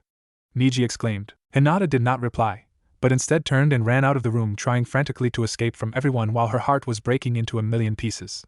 Naruto turned his head back to where Hinata had been standing, as the pink handprint was already fading from his face. Holding his hand to his cheek, he was stunned that Hinata had actually hit him. So surprised at this occurrence, he failed to notice the fist heading towards him, before it impacted his jaw and knocked him off his feet onto the floor. Before Naruto could shake the cobwebs out of his head, he felt his shirt being grabbed and was pulled upwards to stare into the seething face of Neji. The amount of killing intent rolling off of the Hyuga male was stifling to Naruto when he heard him shout with malevolence, "Naruto, you are a thick-headed idiot. How dare you say such things to Hinata?" Before Naruto could reply, Neji yanked the blonde Jinchuriki up and slammed him back first into a wall while continuing his death grip on the shirt before saying with rage, "Allow me to clear up some misconceptions you seem to have, Baka. First off, Hinata never has in her entire life been shallow and superficial as to pretend to care about someone just because of their title or heritage. If that were true, you and she would never have become friends because she caught hell from the Hyuga clan elders and her own father her entire life growing up by associating with you. Secondly, Hinata was not lying to herself or you when she said she was happy and honored to become your wife. She is absolutely thrilled with the idea of being your wife and willingly chose to give up her role as the future Hyuga clan leader just for the privilege of being married to you. And if you're wondering why she did this, it's because she loves you, idiot, and has for the longest time. Hinata doesn't give a damn whether your last name is Namikaze or Uzumaki. Just the thought of sharing her life with you was enough for her. And after what I just witnessed of your moronic rant to her, as far as I'm concerned, whether you're an Uzumaki or a Namikaze, you're not good enough for Hinata. She loves me? Yes, she loves you, although as to why is beyond me, as it defies any common sense or logic. I can't believe you had the gall to act as though you were doing Hinata a favor by marrying her. Because let me explain what you have just done by hurting Hinata and sending her into the vicious arms of the Raikage and Kumogakure. Do you remember the story I told you during the Genin exams about the hatred I once felt for the main branch of the Hyuga clan and the reasons behind it? Yeah, Neji, it had something to do with your father being killed. But do you remember the reasons behind my father's death? No, not everything. Well then, allow me to refresh your memory. At the end of the Third Great Shinobi War, representatives from the Lightning Country had come to Konoha to sign a peace accord. However, this was merely a ruse by them to get into the Leaf Village and abduct a member of the Hyuga bloodline. That night, the head of the Lightning Country party's shinobi Gashir snuck into the Hyuga compound to abduct Hinata. During his escape, he was stopped and killed by Lord Hayashi. The Lightning Country denied their ambassador was there to abduct Hinata, and demanded the body of the Hyuga's main patriarch as compensation for the loss of their ninja. Hayashi's twin brother Hizashi, my father, chose to sacrifice himself in his place. Yeah, I remember all of that now, but what does that have to do with anything now? Idiot! I tell you this to remind you of the great lengths the Lightning Country, and or more specifically its shinobi village Kumogakure, have tried go through for years to get hold of a Kekei Genkai they can use and exploit for themselves in the future. And now that Hinata has decided to sacrifice herself, and willingly go to them to protect Konoha. Tell me, Naruto, just what do you think is going to happen to her once she arrives in Kumogakure? Wow, what do you mean what's going to happen to her? Hinata will be alright, won't she? Naruto stammered in a panic-stricken voice. If by alright you mean Hinata becomes nothing more than breeding stock for the Raikage and Kami knows who else he may give her to so she can be raped every 9 months to churn out Kumogakure babies with the Hyuga bloodline, then yes, Naruto, Hinata will be just fine. Neji angrily spat with derisive sarcasm. No, that can't be true, can it? Naruto exclaimed, as he looked to Kakashi and Tsunade to refute Niji's statement. I'm afraid it is a potential possibility, Naruto. Neji is correct about Kumogakure zealously trying to obtain a Kekei Genkai over the years for themselves. I remember back in the Third Great Shinobi War, our forces were ordered to kill any of our shinobi who possessed the Kekei Genkai if it looked as though they would be captured by the Lightning Country's forces, rather than allow them to obtain a bloodline trait. Kakashi grimly states, while recalling that memory. That order dates back to the Second Great Shinobi War, Kakashi. Tsunade added with regret. So the Raikage may try to breed Hinata like cattle? Does she know about this? Hi, she knows. Hinata has had nightmares for years of being kidnapped or captured by the Lightning Country, and of what would happen to her. Then why would she volunteer to go there and become the Raikage's wife, Neji? Gee, I don't know, Naruto? Maybe the fact that the man she loves just spit in her face by saying all the feelings she has for him is nothing but a lie. Do you think that might have had something to do with it? Naruto began to hyperventilate at the torturous thoughts of what could happen to Hinata were she to go to Kumogakure. In a panic, his control of the Kyubi no Yuko, and his eyes narrowed to slits before a flare of red chakra erupted from his body, throwing Niji away from him. Tsunade ran over to check on Niji, who was a little shaken up, but otherwise fine, while Kakashi bolted up from his chair and pleaded. Naruto, try to calm down. We don't know for sure if that would happen to Hinata? No, Kakashi-sensei. I can tell you that will never happen to Hinata. I'll kill the Raikage myself before he ever lays a dirty finger on her. Naruto growled out in a deep, resonating voice, before flashing some hand signs and yelling out, Kagebushin no Jutsu. Shadow Clone Technique. A second later, the Hokage's office was suddenly filled with 50 Naruto shadow clones when their summoner ordered with authority. All of you spread out and find Hinata now. Immediately, all 50 clones started jumping out of the Hokage's office in different directions to search for the wayward Hyuga girl. While Naruto stood silently on the balcony with his eyes closed and waited impatiently for them to report back, Kakashi, Tsunade, and Niji watched the unmoving blonde nervously to see what he would do next. A couple of minutes later, Naruto's eyes shot open and they were back to their original obsidian blue color, as he stated out loud before leaping away. Found her. As the trio left in the office watched Naruto bound away, Niji spoke up and asked with concern, Is Hinata going to be alright with Naruto in that state of mind? Hi Niji, she will be fine. I think your educational speech to Naruto was just a slap to his face. He needed to come to grasp of what Hinata just did, and of the pain he had caused her. If I know Naruto, he's going to make amends to the girl or die trying, Kakashi stated with assurance. A moment later there was a knock on the Hokage's door. Kakashi's bade whomever it was to enter, and the door opened up to reveal Hayashi Hyuga stepping into the office, as he looked around with confusion and asked, Where is my daughter and the Namake's heir? I thought they were here to complete the clan betrothal act between them.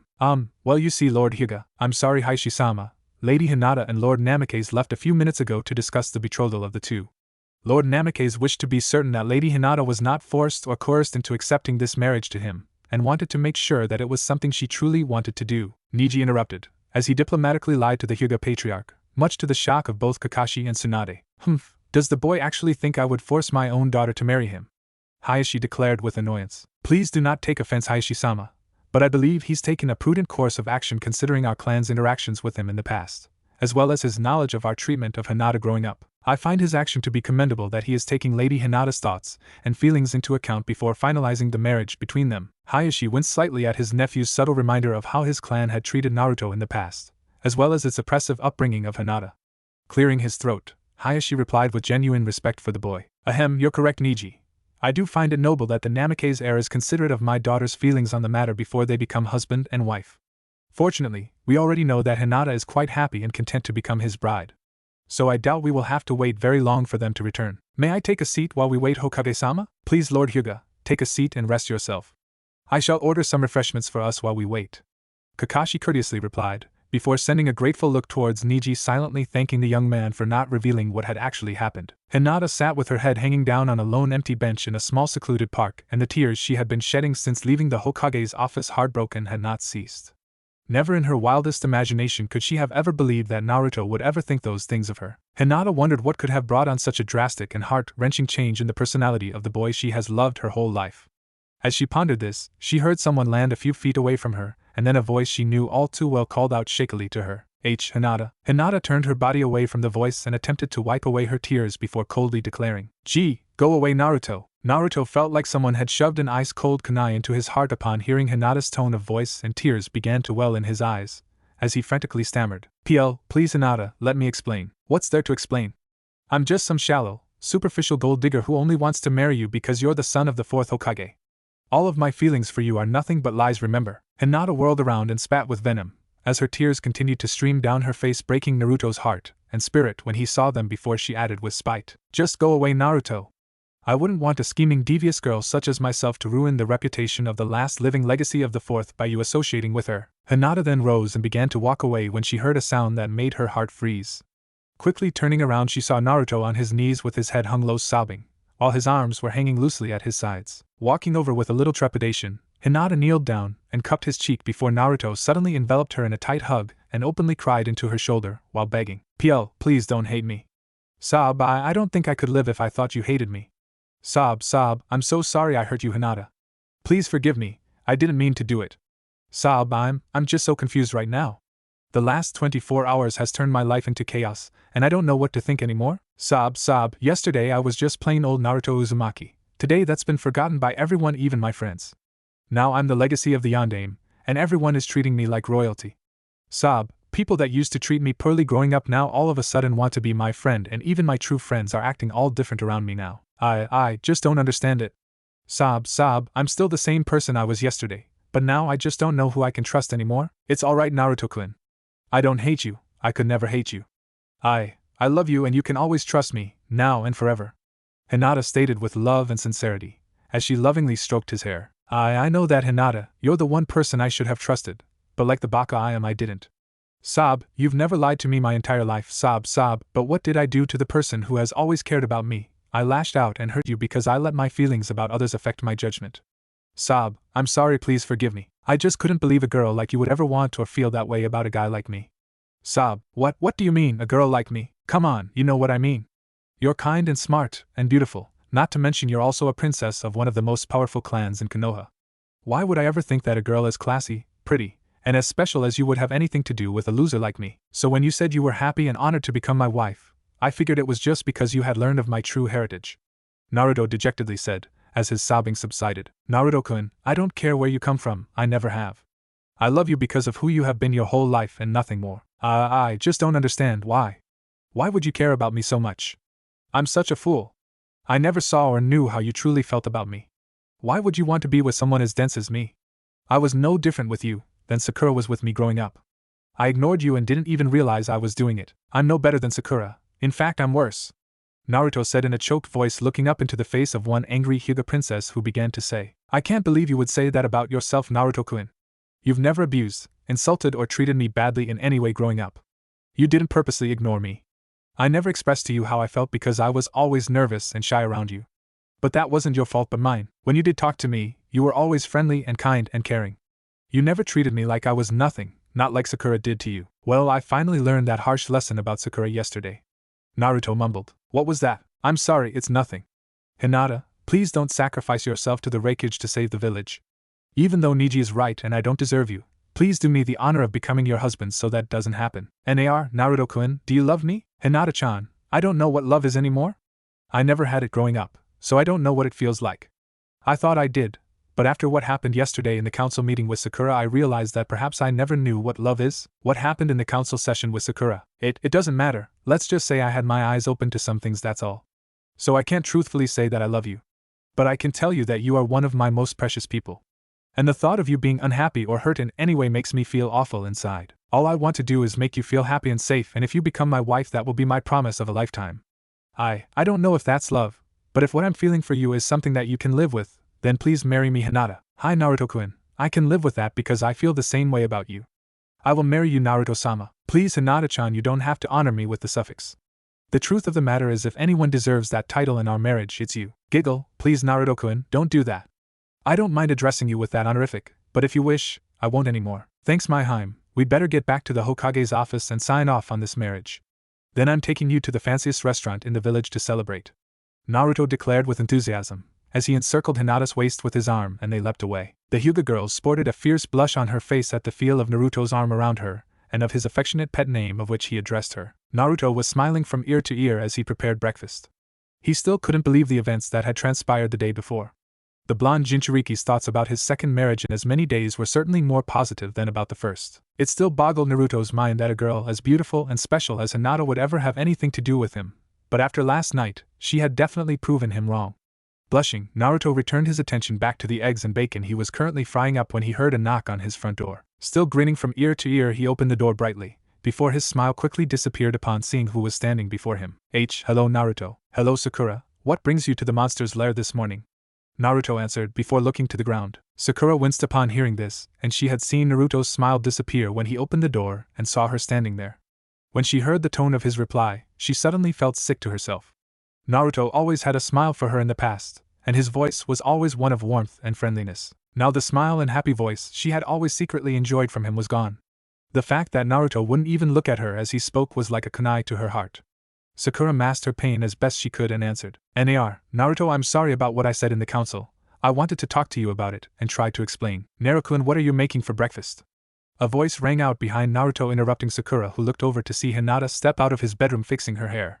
Both Sakura and Hinata froze as each of them caught sight of each other. Hinata froze upon seeing Sakura, and Sakura froze upon seeing Hinata, or more importantly of what the young Hyuga girl was wearing. Sakura-san. Hinata stammered in surprise. Sakura-san. Hinata stammered in surprise. Sakura didn't even register the young Hyuga heiress, as her eyes were glued on Hinata's half-naked form as she came walking out of Naruto's room.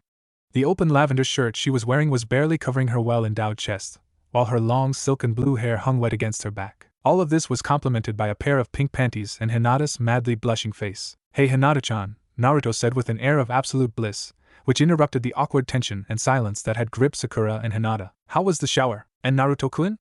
Hinata softly questioned, but stopped as she heard Sakura sniffle. "Naruto, you bastard!" Sakura screamed in hurtful anger, as tears spilled out of her eyes. Before she knew what she was doing, her right hand lashed out and resoundingly slapped Naruto, leaving behind a reddening handprint on the surprised young man's face. When Naruto turned his head back to Sakura, as the pink handprint was already fading away only to see she was gone from his doorstep and his hand went up to his face where Sakura had slapped him. "Naruto-kun!" Hinata called out both in shock and concern at the sudden development, as she herself expected Sakura to punch Naruto across the room. She was by his side immediately, and carefully placed a hand on his arm. "Are you alright?" "Why yeah, I am fine," Naruto replied in frustration. Hinata blinked and looked at the open door where Sakura had just stood, and Hinata had to admit that she was quite puzzled and asked, "What was that about?" "It was nothing, just forget about it," Naruto answered in a somber voice before turning away from his bewildered wife and walked away. "And Naruto-kun?" Hinata called after him as she helplessly watched him solemnly walk back into the kitchen and resumed making breakfast for them. Confused, Hinata stood in Naruto's living room quite lost. She closed the door to Naruto's apartment, and not knowing how to react to Naruto's sudden change in mood. Hinata walked into his bedroom and got dressed, silently wondering what was going on. It was then she heard Naruto call out that breakfast was ready. As the newly married couple ate, the unspoken subject of Sakura seemed to linger in the air before Hinata finally broke the awkward silence and said, "Naruto-kun, I know what just happened with Sakura is not something I can just forget about it. I'm your wife and I love you, but I don't want our marriage to be one of keeping secrets from each other.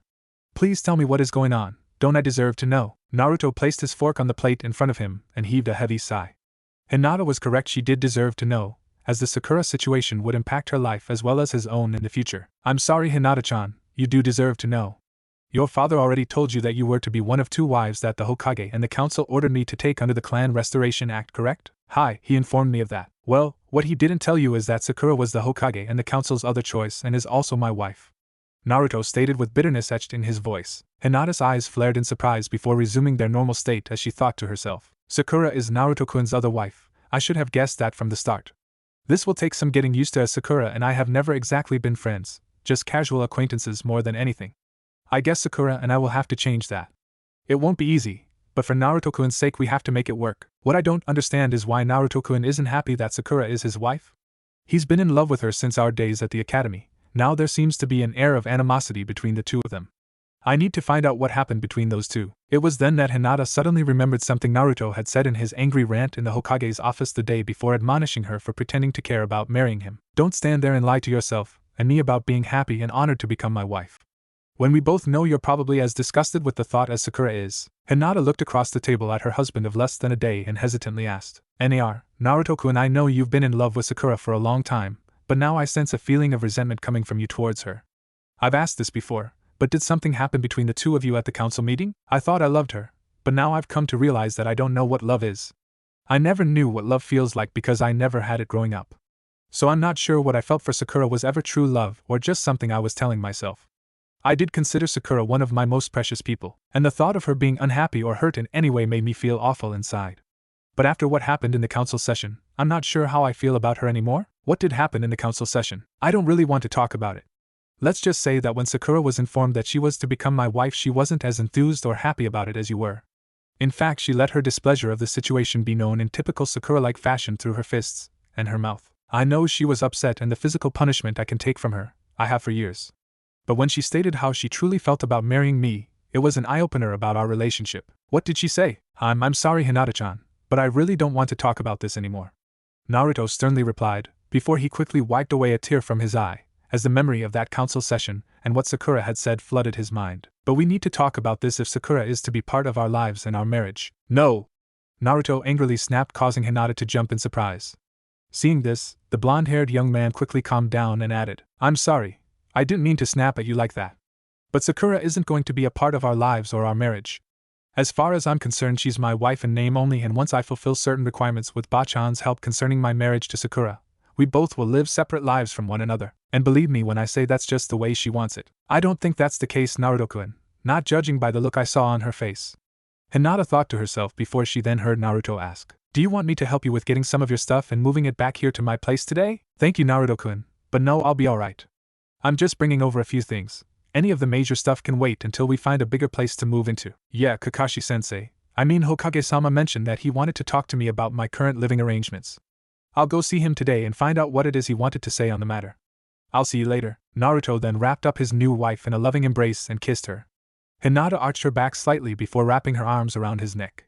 Their lips moved together, and both of them let out a small moan as their tongues brushed over each other's. Naruto's hands slipped up the back of Hinata's shirt, as his fingertips gently glided over her back.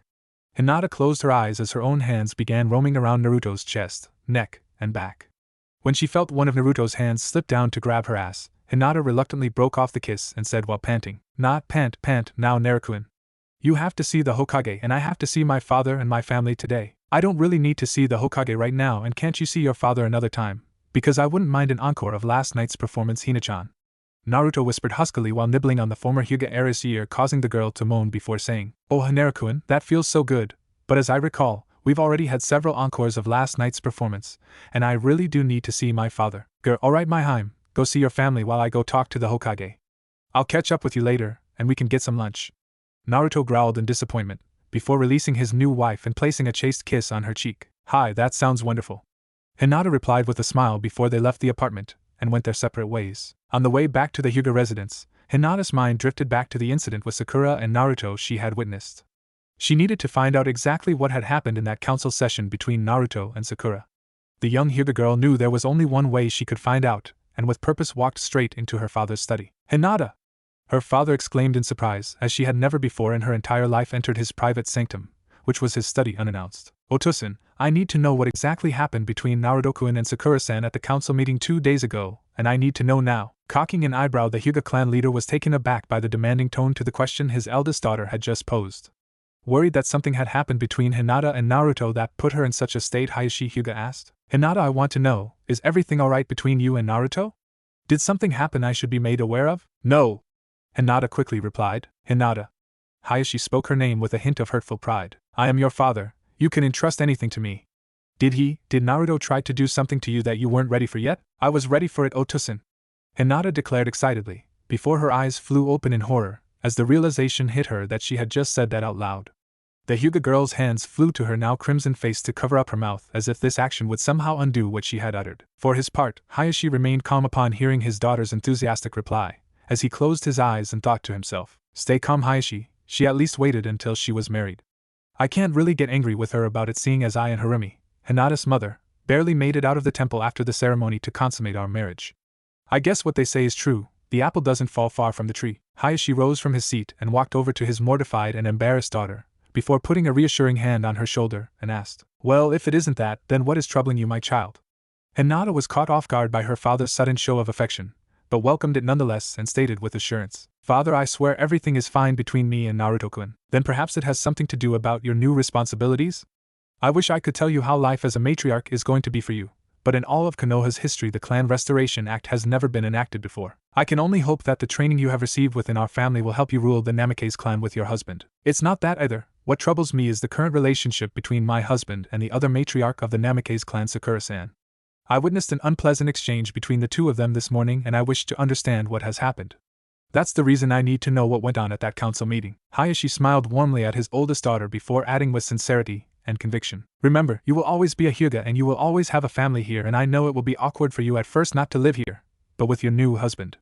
But I think it would be best if you devote some time to get to know your former classmate and fellow matriarch. Hinata, you and Sakura-san are the future of the Namikaze clan, and believe me when I tell you that you need to understand each other beyond doubt, in order to lay a solid foundation that will hold the Namikaze clan upright and make it prosper. A man is only as strong as the woman, or in this case the women that lead him from behind the shadows." "Father, are you trying to tell me not to make the same mistakes that have overshadowed the Hyuga clan ever since its conception?" "Yes, my dear. You and Sakura-san are the foundation of the Namikaze clan, as you both will be called upon to support Naruto in ways only the two of you can. In order to do so, you need to share each other's memories, moments, and experiences. You specifically, Hinata, have the duty of preparing Sakura for the life and hardship of being a clan matriarch. You need to teach her the etiquette required, and you need to prepare her for the political intrigues that are bound to attack your new family. And as you teach her, she needs to teach you about things that you lack, my dear. And what would that be? Hinata asked in confusion, believing she was taught everything that she needed to know about becoming a clan head. Sakura-san needs to teach you about Naruto, of course. Hayashi replied as if it was obvious before adding, she has been his teammate for many years and knows him better than anyone else. She knows how he ticks, how he will respond to certain pressures that he will be subjugated to, and she will most likely know his weaknesses. She was also the apprentice of the Godame Hokage, and even though she appears to be a bit blunt in certain situations, she is a very smart young woman. Do not underestimate her. I am positive she will not underestimate you either, and more importantly, treat each other with the respect you both deserve. Between Naruto, Sakura, and yourself, Hinata, the three of you have to become one mind and one voice, or the Namikaze clan is doomed from the start. I have faith in your abilities, and I know that you will be the glue that will keep everything from falling apart. Both Naruto and Sakura are well known for their temper, and they've already started off on the wrong foot, so my daughter, you will have a difficult job ahead of you dealing with those two. But I have faith in your abilities and you will do just fine. After all, you are your mother's daughter. Oh, Tosin! Hinata cried and embraced her father. Thank you so much, you have no idea how much this means to me. I know you will make me proud, my daughter, Hayashi said as he closed the embrace, just as I know that your sister will excel in becoming my successor. Now I think it is time that you find Sakura-san and get acquainted with each other and plan the future for your new clan. Hi! Hinata replied and slowly slipped out of her father's comforting embrace. She smiled weakly and wiped a joyful tear out of her face before quickly turning and walking away. She stopped several steps later and turned around to look at her father once more. Father, I still would like to know what happened between Sakura and Naruto during the council meeting 2 days ago. Hayashi's face darkened slightly, and he grimaced upon hearing his daughter's question, as Hinata held her breath and anxiously awaited his answer. Things were said that shouldn't have been. Even though the words that were exchanged between Naruto and Sakura were to some degree truthful, I strongly believe the conflict between them isn't solely about their betrothal, but other issues between them that have been brewing for many years. Thank you, father, but I still want to know exactly what was said. Hinata, as the matriarch of a clan, you do have access to view the minutes from the council meeting. It shall explain everything, but remember what you were taught. There is always more to what people say. Read between the lines and I am positive that you will uncover the truth. Arigato. Hinata replied before bowing in respect and quickly vanished from her father's study. You two may come in now. Hayashi spoke after several seconds of silence. Gomen Otosin. Hanabi spoke apologetically as she and Niji stepped in from behind a side room that adjoined the study. Hayashi dismissed the two with a wave of his hand and nodded. It is quite all right. Do you have any questions about what I have told your sister? No, father. Hanabi replied. Excellent, Hanabi. Hayashi said approvingly and looked at his nephew. And how about you, Niji, Lord Hyuga? Niji responded with a courteous nod of his head. Do you wish of me to continue, Shadow Lady Hinata? No, my boy. It is time Hinata learns to walk on her own feet without having a safety net ready to catch her if she falls. Besides, that job now belongs to young Namikaze. However, after seeing this brash new attitude in Hinata, I fear she may not remember what I just told her after she views the minutes of that council session. Hayashi heaved a heavy sigh at this possibility before ordering his nephew. So, I think it would be prudent, Niji-san, if you found Lady Tsunade and explained the entire situation to her. Perhaps hearing what I've said coming from a woman my daughter respects will take hold more so than from her own father. At the very least it should quell Hinata's rage. I fear she will develop upon reading exactly what the Haruno girl said about and did to her husband. As you wish, Lord Hyuga. After you've completed your task, Niji-san, return to the compound and join Hanabi and I for some tea. I want to discuss with you the new preparations for the future of our clan that we need to enact. I think it is time that we abolish the branch family and become one united clan, as it should have been a long time ago. Listlessly, Sakura entered the hospital as her feet had unconsciously carried her there. With unfocused eyes as if she were catatonic, she stood lethargically in the reception hall and was oblivious to the questioning stares she was receiving from the few nurses that were currently occupying the room. Without her own volition, Sakura turned towards the stairway and slowly, as if in a trance, walked upstairs. She came to a stop in front of Tsunade's office, and as she knocked, Sakura's lifeless eyes finally returned with some light. Without waiting for a response, Sakura twisted the door handle and entered her mentor's office. She found the room dark and empty, and quickly closed the door behind her as she stepped inside. Sakura leaned against one of the many file cabinets, and slowly slid down to the ground as she hugged her knees and began to cry earnestly. As she sat huddled in Tsunade's dark office, her mind replayed this morning's incident at Naruto's apartment, only to be followed by the memory of the council meeting that seemingly had shattered her bond with Naruto forever. And as Sakura was continuously subjugated to the cruelty of her memories of how she has treated Naruto, and the heart-wrenching feelings about Naruto's betrayal of her with Hinata, she failed to notice the chakra presence outside the door. Sakura! Tsunade's surprised voice echoed through the room, as the lights suddenly turned on. What are you doing here? Shisho, Sakura sniffed. I've been such a fool, I've lost him. I've really lost him. Tsunade frowned and quickly closed the door and joined Sakura on the floor beside her former student. Sakura, what are you talking about? Who did you lose? What happened? Naruto. Sakura sobbed. I thought I could talk to him, explain to him everything, but Sakura didn't finish as she broke out in loud crying. But what? Tsunade inquired and placed a reassuring hand on Sakura's shoulder. The former Hokage was suddenly overwhelmed as Sakura pushed herself into Tsunade's arms. I'm sure everything will be alright, Tsunade said to the crying young Kunoichi and tried to comfort her. Why don't you tell me what happened? Did you go see Naruto this morning? Yes. Sakura sobbed, only to cry again as she remembered seeing Hinata scantily dressed and walking out of Naruto's bedroom. What's wrong? Did something happen with Naruto? Tsunade asked again and wondered what Naruto could have done to make her apprentice this upset. Hinata. Sakura finally stammered in between her sobs. Hinata? Tsunade repeated in confusion. What does Hinata have to do with this? As she was at Naruto's this morning. As she came out of his bedroom. As she was wearing one of his shirts and Sakura stammered and Tsunade finally connected the dots. They couldn't have already. Tsunade thought. Not even an entire day married and they already sealed their union? No, Naruto would never. But then again they did wait 2 years longer than I did with Jiraiya-kun, and we weren't even married. Tsunade continued her inner monologue. Why would he? Sakura stammered. How could he? I'm his wife, how can he just cheat on me? Is his hate for me so strong that he would completely change, or was he always like that and I just never saw it before? Tsunade frowned and thought. Wait, she doesn't know yet that Naruto is also married to Hinata as well? Then that means, why Shursho? Sakura questioned and pulled Tsunade out of her thoughts. Why would he be so cruel? Did I really push him over the edge with what I said in the council session and now he hates me? Naruto doesn't hate you, Sakura. Tsunade answered and looked at the broken girl in her arms. He is just very upset with you at the moment, and also probably very confused. You have to understand that he was called a monster and demon all his life, yet hearing it come from the girl he's loved his entire life wounded him terribly. I can understand that. Sakura replied with remorse before adding, and I know I need to apologize and explain myself to him. I don't hate him. I don't think he is a monster and I love him. I truly love him. I don't know why I said those things, but does it give him the right to just go sleep with the next best thing that comes around? Aren't I supposed to raise a clan with him? Isn't there supposed to be trust between us? Sakura. Tsunade spoke up softly. Naruto is, well, he is hurting greatly, I imagine. The one person he trusted with his life and loved beyond reason suddenly betrayed him in the worst possible way. Yes, you need to talk to him, and you need to talk to him soon and explain to him everything. And you, Sakura, you need to learn to stop belittling and abusing Naruto. He is your husband now. You have to support him in everything. Your first duty is no longer to Kanehigakure, the hospital, or even yourself. Naruto has now become the center of your attention, and you will have to learn, grow, and adapt to Naruto in order to lead a happy and long life. Sakura, I don't know if you are aware of this, but you are now a matriarch of the Namikaze clan. A very difficult life is ahead of you, but it can be tremendously rewarding. But for that to happen you need to change and sway Naruto with your words and sometimes body and no longer with your fists. Sure, I don't think.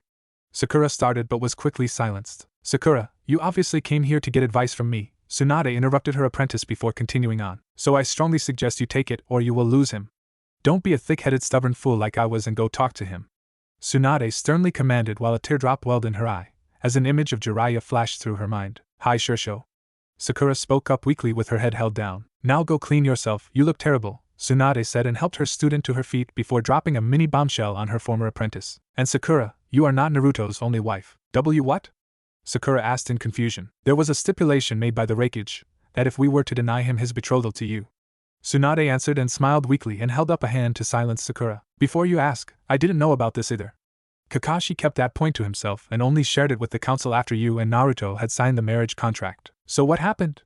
Sakura asked with a bit of hurt as she realized she wasn't going to be Naruto's only wife. Who else did Naruto have to marry? It was Hinata. Tsunade replied with a sigh, deciding it was for the best to get it all out in the open, and pressed on. In case Konoha would refuse to hand you over to the Raikage, he demanded Hinata be the girl in your stead.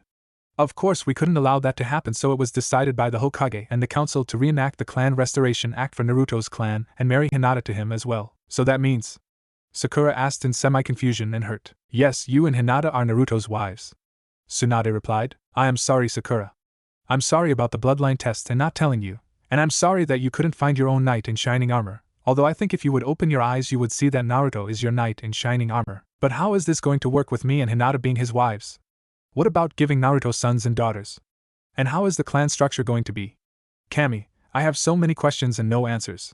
Sakura fretted nervously, before she asked herself the most important question. See, can I even be a good wife to Naruto? Sakura calmed down. Tsunade said, you are actually lucky that you have Hinata as your co-matriarch. She will have many answers to your questions, and in order to find some answers, you have to find them with the help of Naruto and Hinata. That is why you need to talk to Naruto soon. Hi, now go. Tsunade nudged her in the direction of her office door. Go clean up and find Naruto. Actually, perhaps you should go talk to Hinata first, as she might be able to help you in reconciling with Naruto. I have faith in you, Sakura. You will know what to do when the time is right. Thank you, Shirsho. Sakura said and quickly left through the door to go home and freshen up. Exhaling a heavy sigh as Tsunade watched her former protege leave, she opened her desk drawer and pulled out a bottle of sake with a cup and set them down on her desk.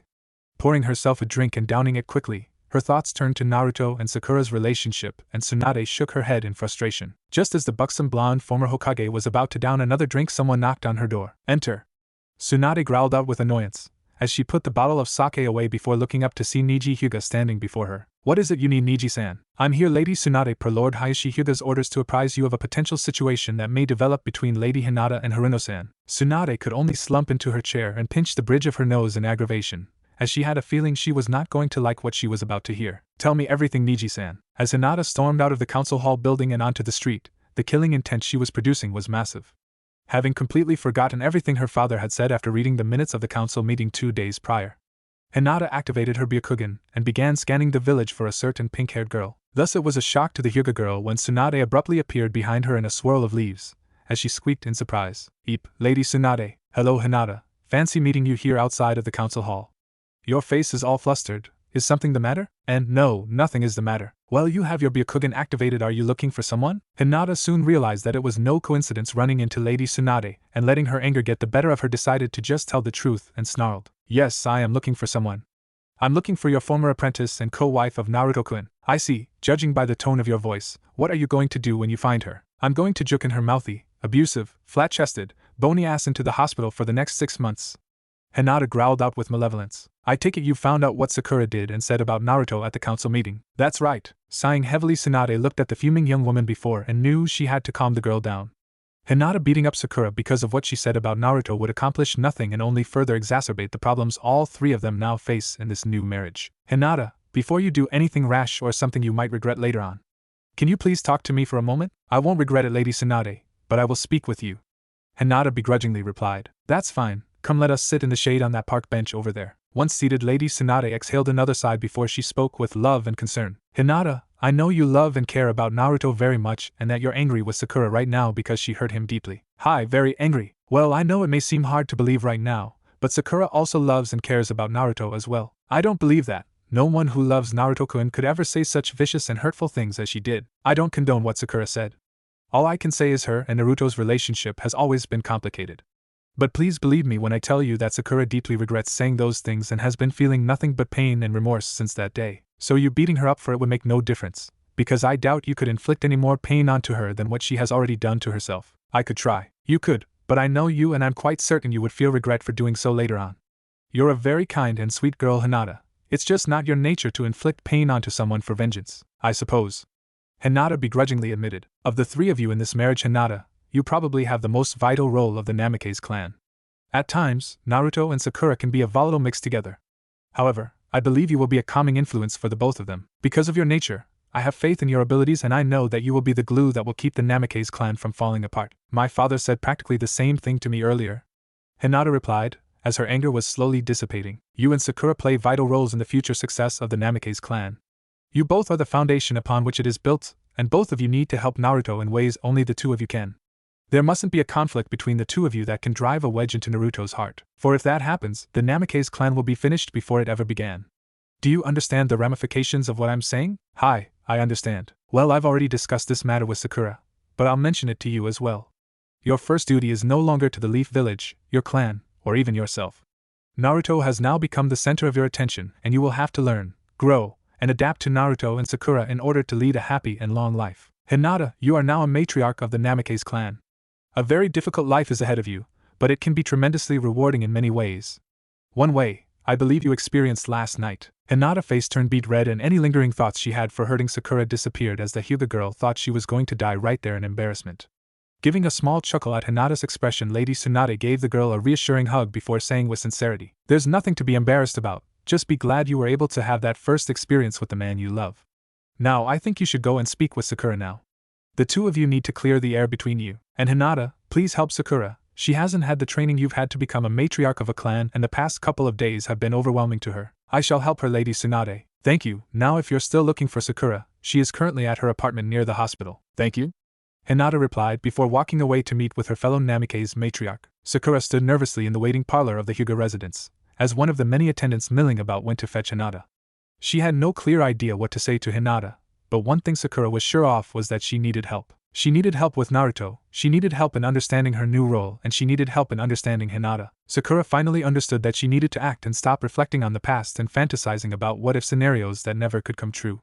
Her life was the here and now, and even if it had suddenly become upside down, she realized she was still far better off than most. Being forced to marry your closest friend, your teammate, the true love of your life, and be required to bear his offspring within a year may sound funny and awkward, but deep down Sakura was overjoyed. And yet she still couldn't believe that she had said those awful things to Naruto, and had potentially alienated him. Even their friends hadn't understood her at all and believed Sakura to be disgusted by him. Just thinking about the council meeting from 2 days ago brought Sakura to the brink of tears, but she had secretly promised herself to not cry. It was her fault from the get-go. She shouldn't have said those things, let alone in a fit of angry rage upon finding out that illegal tests were done on not only her genes but Naruto's as well. Looking back at it, she actually could understand Naruto's point of view on the entire dialogue that had taken place between her and Tsunade, and Sakura couldn't blame him for hating her. In fact, her situation was ironically laughable at because she was the cause of her own misery. Namikaze-sama, the Hyuga attendant, spoke up and interrupted Sakura's thoughts. It's Haru, Sakura said, interrupting the attendant, but stopped realizing the attendant was addressing her properly. I am sorry, what were you about to say? Lady Hinata is currently not in her room. The attendant spoke up and saw Sakura's visage darken in disappointment. I apologize that I had to be the bearer of bad news. However, Lord Hyuga wishes to speak to you, so if you would please follow me. Arigato. Sakura thanked the woman. Please lead the way. Sakura's nervousness rose steadily the longer she followed the attendant through the maze that was the Hyuga manor. She was finally led into a large garden and was directed towards a white pavilion that offered plenty of shade from the scorching noon sun, and sitting underneath the white canvas was the man Sakura recognized as the current head of the Hyuga clan and Hinata's father Hayashi Hyuga, sitting comfortably drinking tea. Lord Hyuga-sama, the attendant bowed in respect. As per your request, I present Lady Namikaze-sama to you. Thank you. Hayashi stood up and walked over to greet Sakura. You may leave us now. The attendant bowed before quickly shuffling away. Sakura-san. Hayashi spoke and gently placed a guiding arm around her shoulders to lead her towards a wicker chair before sitting across from her and saying, I am glad that you came by, but Hinata isn't in at the moment. However, it is good that you are here. I've wanted to get to know you better. In a way, as Naruto is now my son-in-law, you are also my daughter-in-law. Funny, I always expected a son-in-law, but not a daughter-in-law as well. Regardless, I got both and I am a proud father. But where are my manners? Would you like some tea? Lord Hyuga-sama, Sakura stammered as she blushed in embarrassment, as she realized that in a weird way, the Hyuga clan has become family to her, and shook her. Please, it's Hayashi-san, will do, Sakura-san, at least in private. Hayashi spoke and squatted away any formalities before they could arise. Besides, politically speaking, you, Hinata, and Naruto now all hold the same respect and rank as I do amongst the villagers, and to some degree the opinions of you three will be held far higher than my own. It is not every day that the son of a deceased hero rises from the shadow and becomes a hero in his own right, let alone gets fortunate enough to have two beautiful and talented wives, if I may say so. Arigato, Hayashi-san. Sakura said in embarrassment, before stammering. What would you like to know about me? Oh, just the usual. Hayashi spoke nonchalantly and offered Sakura some tea, who gladly accepted. However, I'd much rather speak to you about that little incident between you and Naruto. Have you spoken to him already, or are you still not sure what to say to him? Sakura looked away in shame and finally let out a sad sigh. I wanted to talk to Hinata-san about that amongst a few other things. I see. Hayashi commented with no trace of emotion, as he took a sip from his tea. Sakura-san, Hayashi spoke in a fatherly tone. I understand why you might be upset and feeling depressed, but even in private it is not well to express and lose control of your emotions. You have to learn to hide them behind a facade of disinterest. No matter how terrible you feel, no one should be able to tell that you are not at your best. Even at your own home you need to be aware of spies and people intending to hurt you and your family. The only people that are allowed to see how you truly feel are Naruto and Hinata. Sakura replied and remembered a lesson she was taught by Tsunade during her early years of training into becoming a medic and doctor. Flashback. Sakura, when you lead a team of doctors and nurses you need to always reassure them that the work they do is efficient, and that you are always there to catch them if they fall. There will be days where you've spent the entire night in surgery, and even as you feel the exhaustion trying to bring you down, you need to put up a strong front for everyone. They will look up to you for guidance and can never see how weak you feel. You have to be strong for your patients and for your staff, even if you feel like shit and just want to curl up and cry. Flashback ends. Do you have any questions that you'd like to ask me? Hayashi asked. Yes, one. Why are you being so nice to me? Sakura asked and briefly studied Hinata's father. Hayashi looked a bit surprised for a second before bursting out in laughter. I compliment your directness, Sakura, but I suggest you keep it in check, especially during council meetings. A lot of the people you will have to deal with can't handle such directness, let alone honesty. They will always question your motives, as you should question theirs. But I already can tell you've picked that up working closely under Godame-sama. You still haven't answered my question, Hayashi-san. Sakura replied. My understanding of family might be slightly different than yours, but within my family, we are honest and tell each other everything. There are no secret agendas, so I ask of you to be the same towards myself, Naruto, and Hinata. Well spoken, Sakura. Hayashi smiled happily. Hinata will definitely learn from you, and I do want to answer your question as truthfully as possible. But in order to do that, please answer one of my own first. Okay, Sakura said and agreed to the proposal. Thank you, Hayashi answered and took another sip from his tea. He placed the cup onto the table and folded his hands in front of his face as his elbows rested on the armchair. He scrutinized Sakura briefly and finally spoke. Are you truly afraid of Naruto losing control of the QB within him? Sakura blinked in surprise. What? I don't understand, I never said that. Granted you didn't, Hayashi agreed, but kept his gaze on her and continued on. However, during the incident at the council meeting, it came across as if you implied that Naruto could lose control of the QB again and be a danger to you and the village alike. No! Sakura quickly replied angrily and added, Naruto would never willingly give in to the QB. He knows the dangers and, willingly? Hayashi calmly asked, but Sakura knew that she was backed into a corner, and she silently cursed. Yes, Sakura finally admitted through clenched teeth, as her eyes no longer met those of Hinata's father. He would never do that, but you are afraid he might be goaded into it again?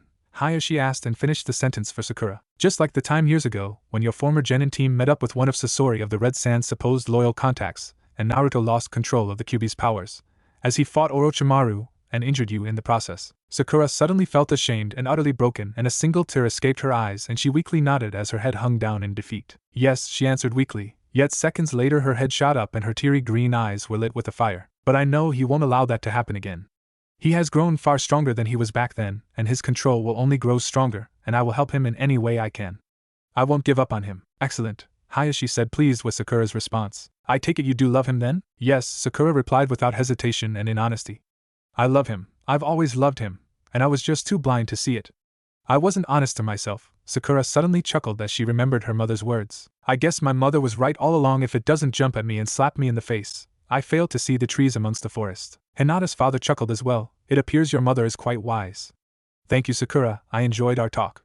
Please feel free to come by any time. Why yes, thank you for your time.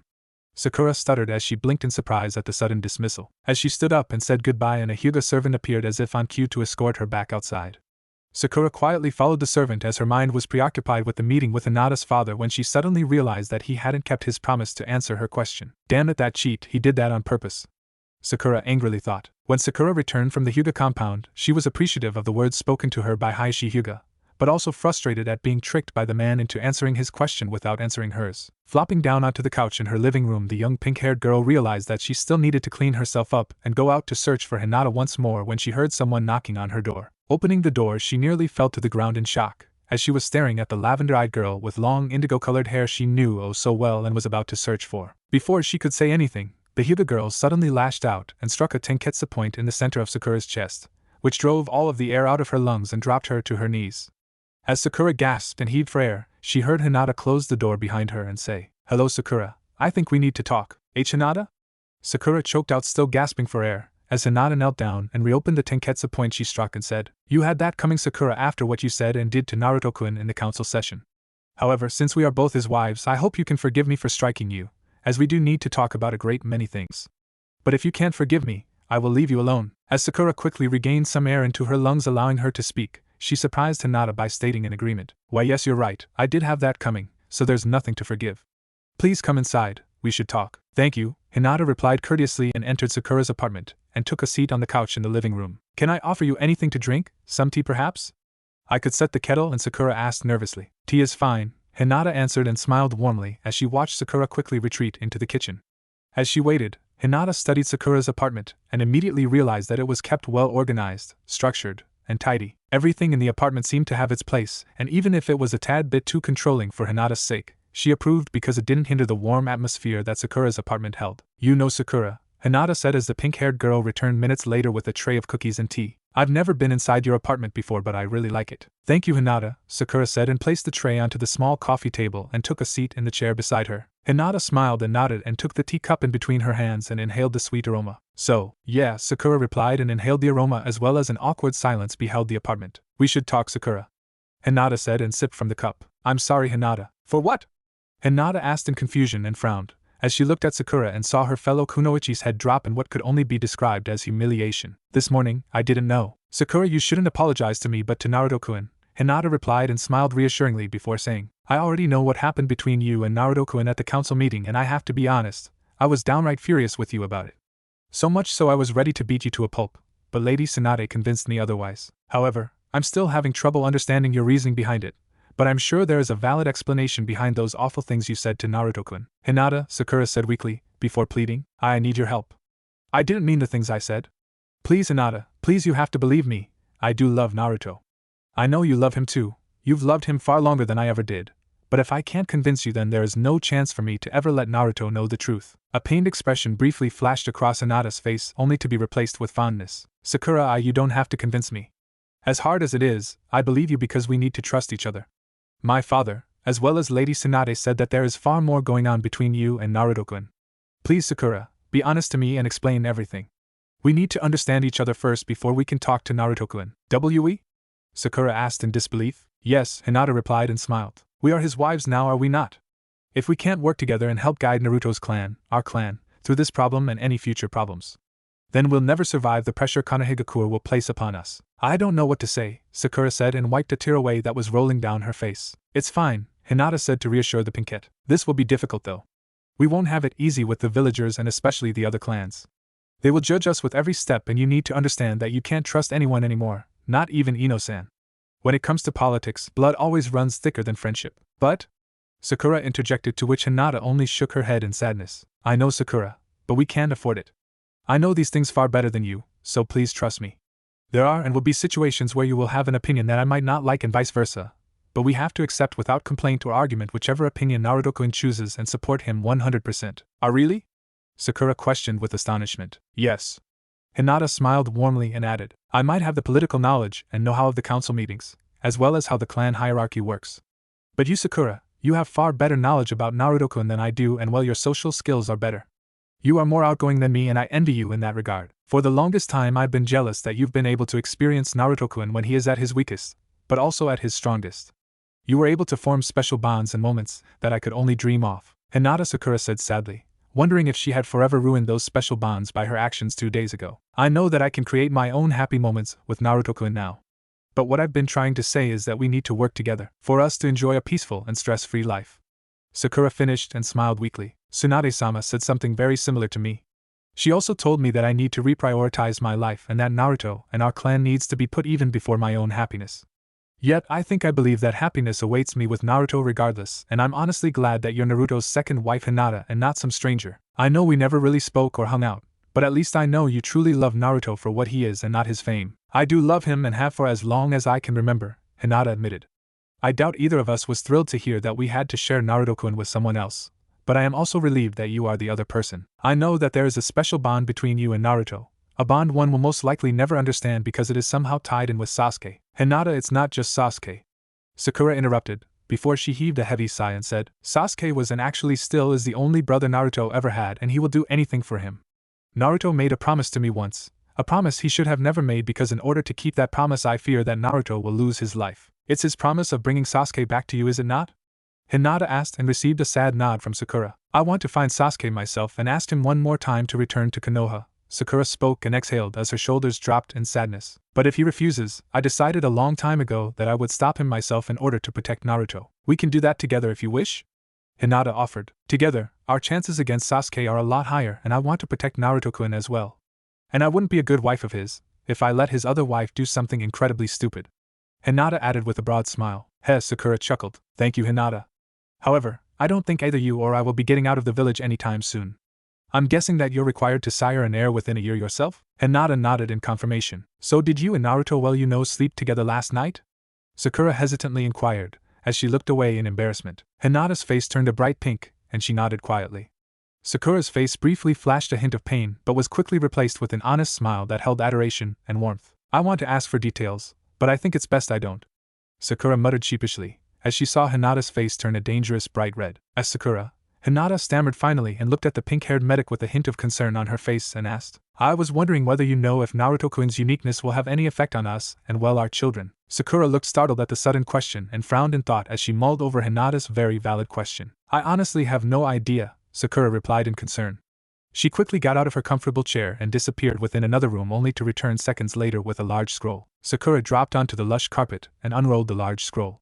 Her eyes ran across the hundreds upon hundreds of lines as her index finger tapped impatiently against her lips. She failed to realize that Hinata had quickly joined her on the floor and looked over her shoulder when suddenly Sakura's finger tapped at a certain section in the massive scroll that had been completely unraveled by now. What does it say? Hinata asked right next to Sakura's ear, which made the girl jump in surprise and yelp. Ah. Gosh, Hinata, you scared me. I'm sorry. I didn't mean to scare you. I thought you had realized that I had joined you on the floor. Hinata quickly apologized. No, I'm sorry. I was far too deeply caught up in the scroll and in what you said that I completely forgot about you. Well, no harm done, Hinata said and laughed. The lavender-eyed girl looked curiously at the section of text Sakura had pointed at and asked, So what did you find out? Nothing, Sakura admitted sheepishly. But I did find out that Jinchuriki are capable of childbearing. Sakura frowned and quickly rethought what she had said. I mean, in Naruto's case, he should be able to well, and he should be able to copulate. But there is nothing in this scroll that will tell us whether our children will be normal? Hinata asked in concern. Well, define normal with Naruto-kun, Sakura said jokingly but quickly sobered up. No, I'm sorry, Hinata. I guess we'll just have to wait and see. But don't you worry, if we bring demon children onto this world, I'll make sure they will fear the two of us. To emphasize her words, Sakura cracked her knuckles and smirked playfully at the shy girl next to her. Hinata started laughing. I'll hold you to that if that ever happens. Sakura laughed as well. I am sure you will, Hinata. Say, Hinata, about this clan business. I know I will need all the help I can get from you, but more importantly, how is this going to work? I don't want to be a part of a clan that suppresses their own members, let alone treat their servants coldly. Hinata tilted her head in surprised confusion before asking, You've been inside the Hyuga Manor, I take it? Yes, I have. No offense to you, but it seemed like a very cold atmosphere to me. Sakura admitted. Sadly, that is the normal impression most visitors feel while they are there. Exactly why were you there, Sakura? I was there earlier after I spoke to Tsunade-sama and was looking for you, but was told that you weren't in. However, while I was there your father wished to speak to me and well I don't think I left a good impression, but I'm not sure either. He was really nice, which I thought was odd because from his reputation I've heard that he is quite fearsome and not easily trifled with. Hinata sighed in regret. I'm sorry, Sakura. My father has a strange effect on many visitors. He likes to play mind games as well as manipulate people into doing his bidding even if they don't realize it.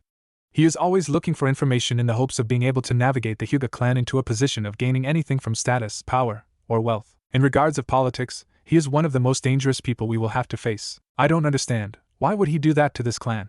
I mean, you're the matriarch of this clan and his daughter.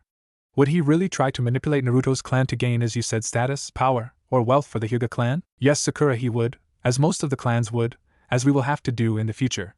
Yes, I'm the matriarch of this clan and his daughter, but don't forget you are also a matriarch of the clan. Tell me, did he say anything that surprised you? Well, he started off the conversation by stating that he wanted to get to me better because since Naruto is his son-in-law, that also makes me his daughter-in-law. But he was so nice and complimentary when spoke to me. He called Naruto a hero and said he was fortunate to have two beautiful and talented wives. I just can't imagine he had any ulterior motive while talking to me. It's a clever move on my father's part. If he can ingratiate himself with you and with me being his daughter, I'm sure he thinks that the two of us acting as a team could sway Naruto-kun into his way of thinking on political matters. He's probably right that the two of us acting as a team could unduly influence Naruto on certain matters. We're not going to do that, are we, Hinata? Only when we feel it's necessary, Sakura, and it certainly won't be at the behest of my father, that I can assure you. What should we do? Nothing at the moment. We'll deal with my father's political maneuvers at another time. Right now we have to come to terms with our marital situation with Naruto-kun. So how do you think we should handle this? One step at a time, Hinata replied before adding, we can't decide upon how this marriage will function without Naruto-kun, and before we can even do that, we have to fix the problem between you and him. But be assured, Sakura, I do not wish to create a copy of the Hyuga clan. I might have been raised by them, I might have been born into that family, and I might have been taught by them, but I am still myself and I choose my own destiny. I have a new family now, a new clan, and you and Naruto are the only people that matter now. Our future lies in our hands and we'll manage. Sakura smiled and surprised Hinata when she pulled the indigo-haired girl into a hug. I am glad you're here with me, Hinata. I don't think I could handle this without you. Hinata smiled and returned the hug. We are equals, Sakura. But now I think it's time that you answer a question for me.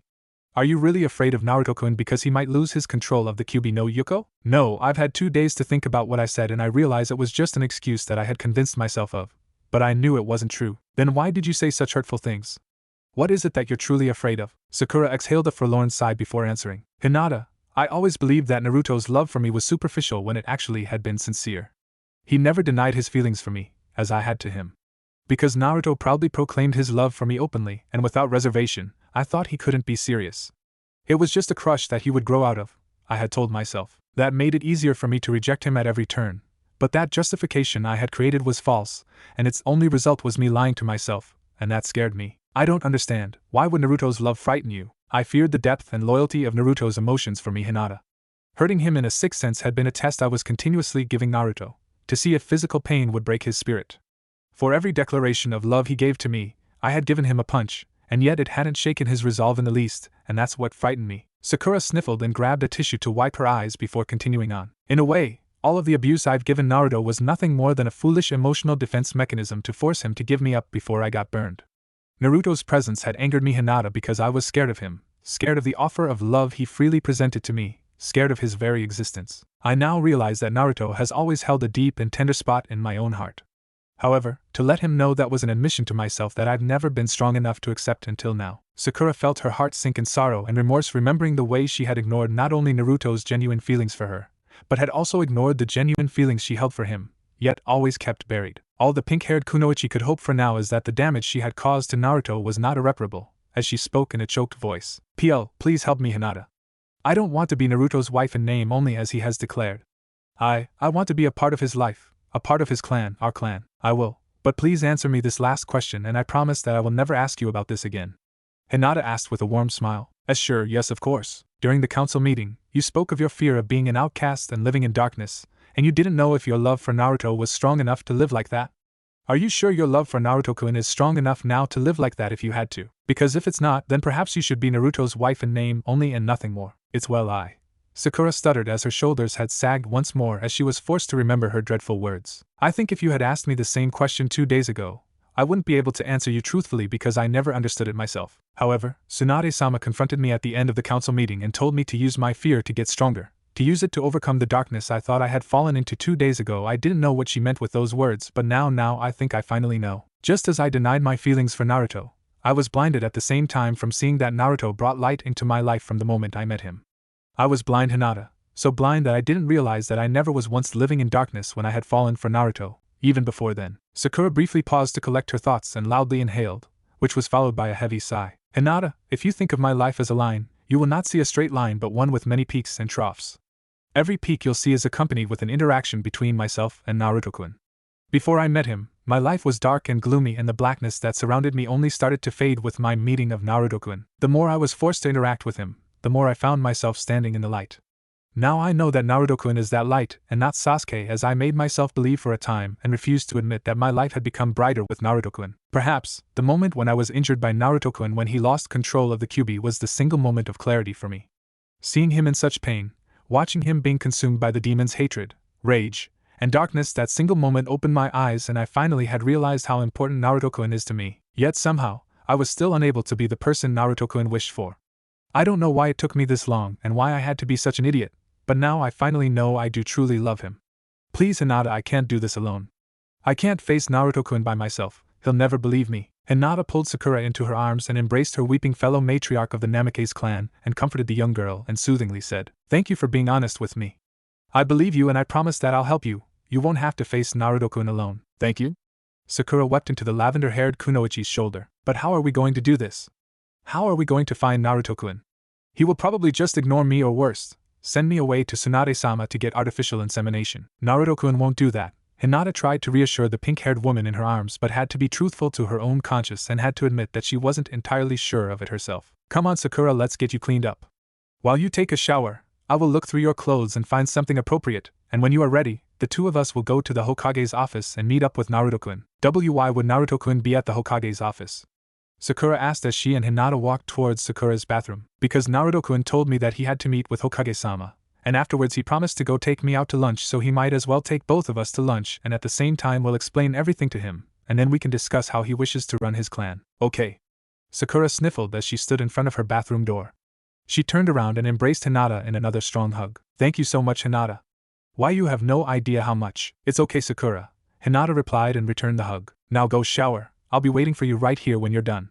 We'll get through this, I promise. As Hinata watched Sakura disappear into the bathroom, the confident smile on her face disappeared and her visage took on an appearance of apprehension, as she thought to herself, at least I hope we'll get through this? As Naruto walked towards Hokage Tower to see his former sensei and current Rokudaime Hokage, there was an extra bounce to his steps and he was grinning from ear to ear. Images of last night with Hinata flashed through his mind, and it was only through sheer willpower that kept him from skipping this meeting and tracking down his lavender-eyed princess for another encore, as they had joked about earlier that morning. Naruto remembered something Jiraiya had told him years ago when he asked what the big deal was about sex. My boy, there aren't enough words for me to properly describe the grandeur of sex, or more importantly of making love.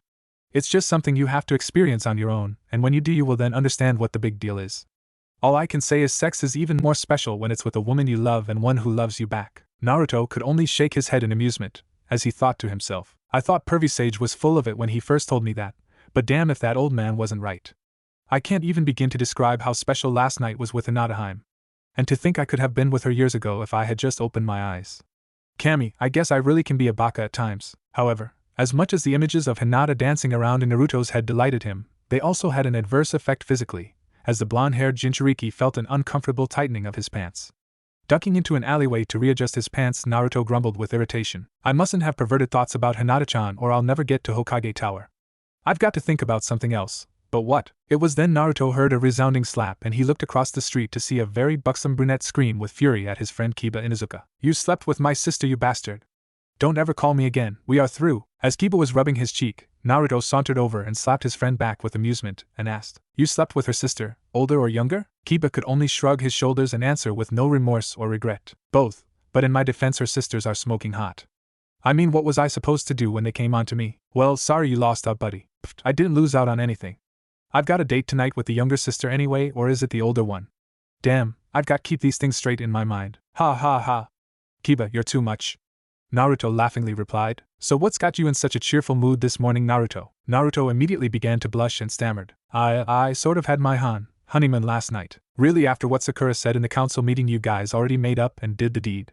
I have to say, Naruto, I'm impressed at how forgiving you can be. Kiba stated with amazement before noticing a slight scowl spread across Naruto's face when he mentioned Sakura's name. No, not with Sakura, with Hinata, and I've got to tell you it's a mess. Stop! Kiba shouted, interrupting Naruto while covering his ears. What? I was just gonna say. I don't want to know what you were going to say, Naruto. Normally, I'd be all ears to hear about the sexual exploits of one of my buds, but not when it involves Hinata. You perverted mutt. I wasn't going to describe anything about my honeymoon with Hinata-chan. All I was going to say is it's amazing having Hinata-chan as my wife. Naruto defensively replied. Sorry, I guess I jumped the gun, but you got to understand I think of Hinata more like a sister than a teammate, and so does Shino. So because we view Hinata as our little sister, I'll just tell you this now.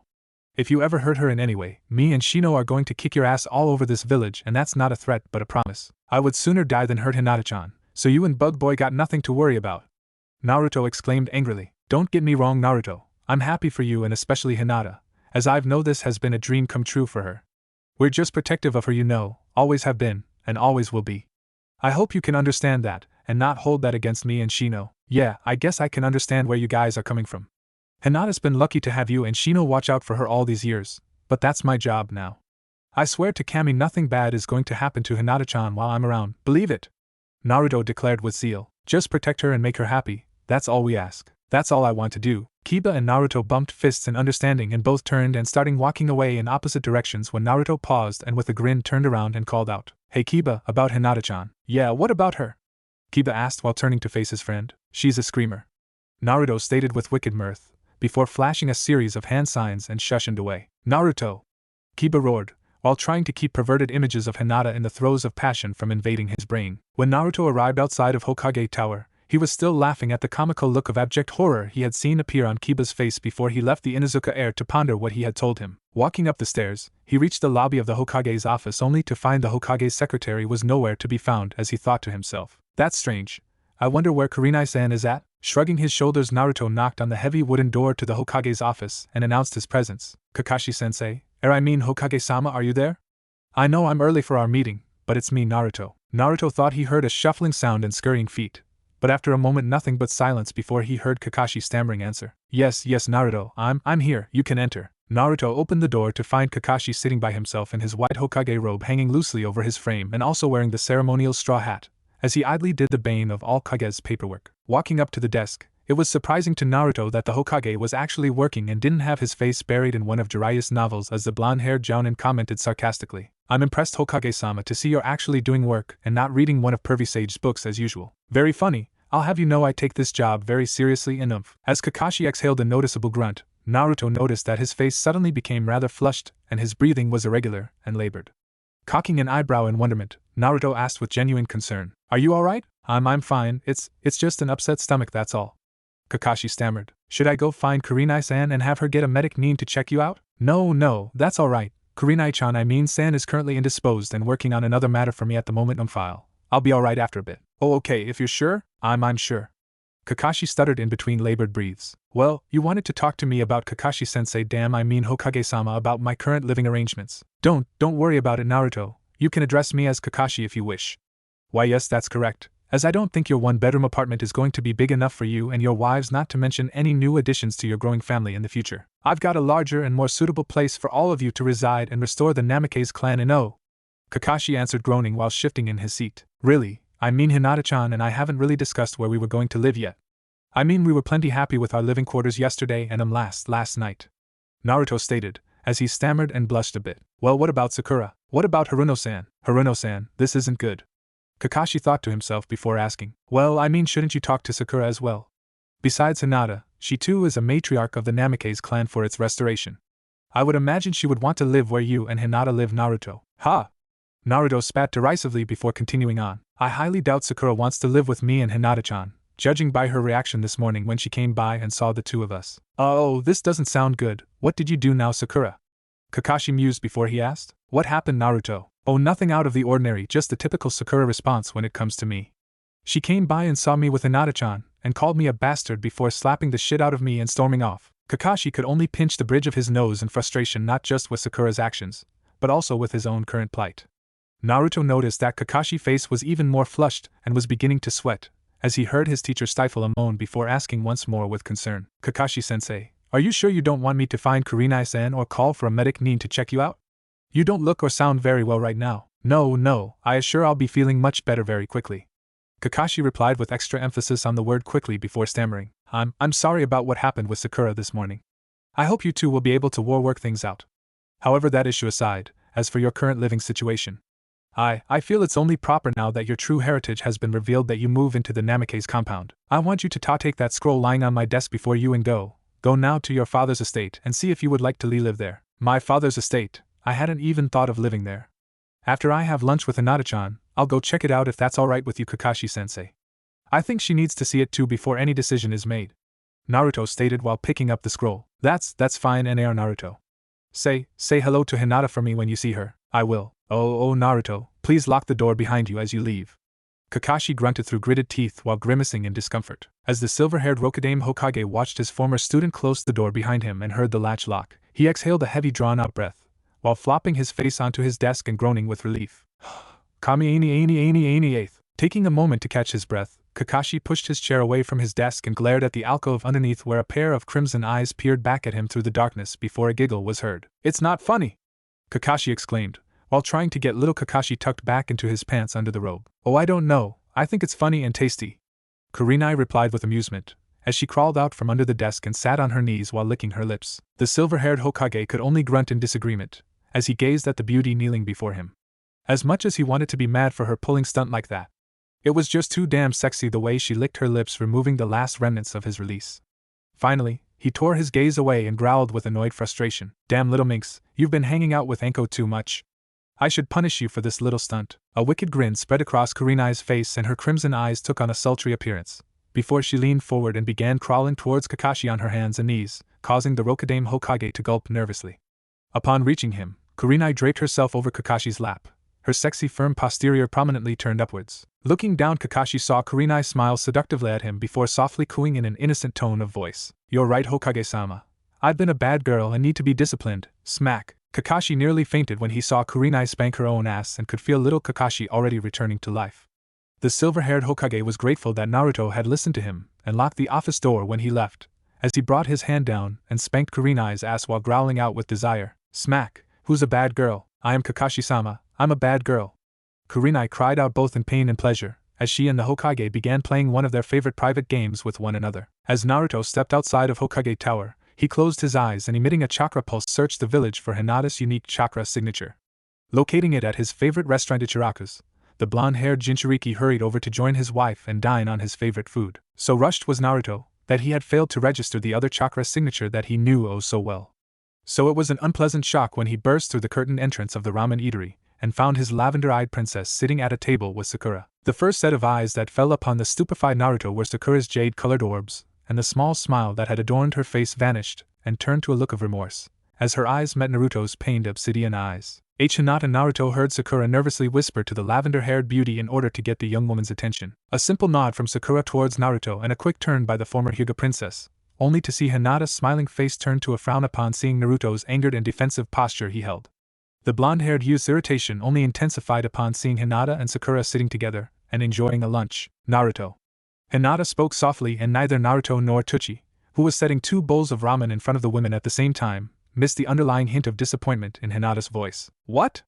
Naruto growled through clenched teeth more forcefully than he had intended. Hinata's eyes narrowed slightly, and her left hand was tapping at a stool next to her as she smiled. "Have a seat." Grumbling, Naruto stuffed his hands into his pants pockets in a show of a childish behavior and sat down on the chair that Hinata had indicated. Without sparing either Hinata or Sakura a glance, Naruto turned to Tsuchi to order his usual ramen, only to find the old cook missing, and in his place stood a fake doll made out of straw of the cook with a sign around its neck reading, "Back after the storm has passed." "Fuck me."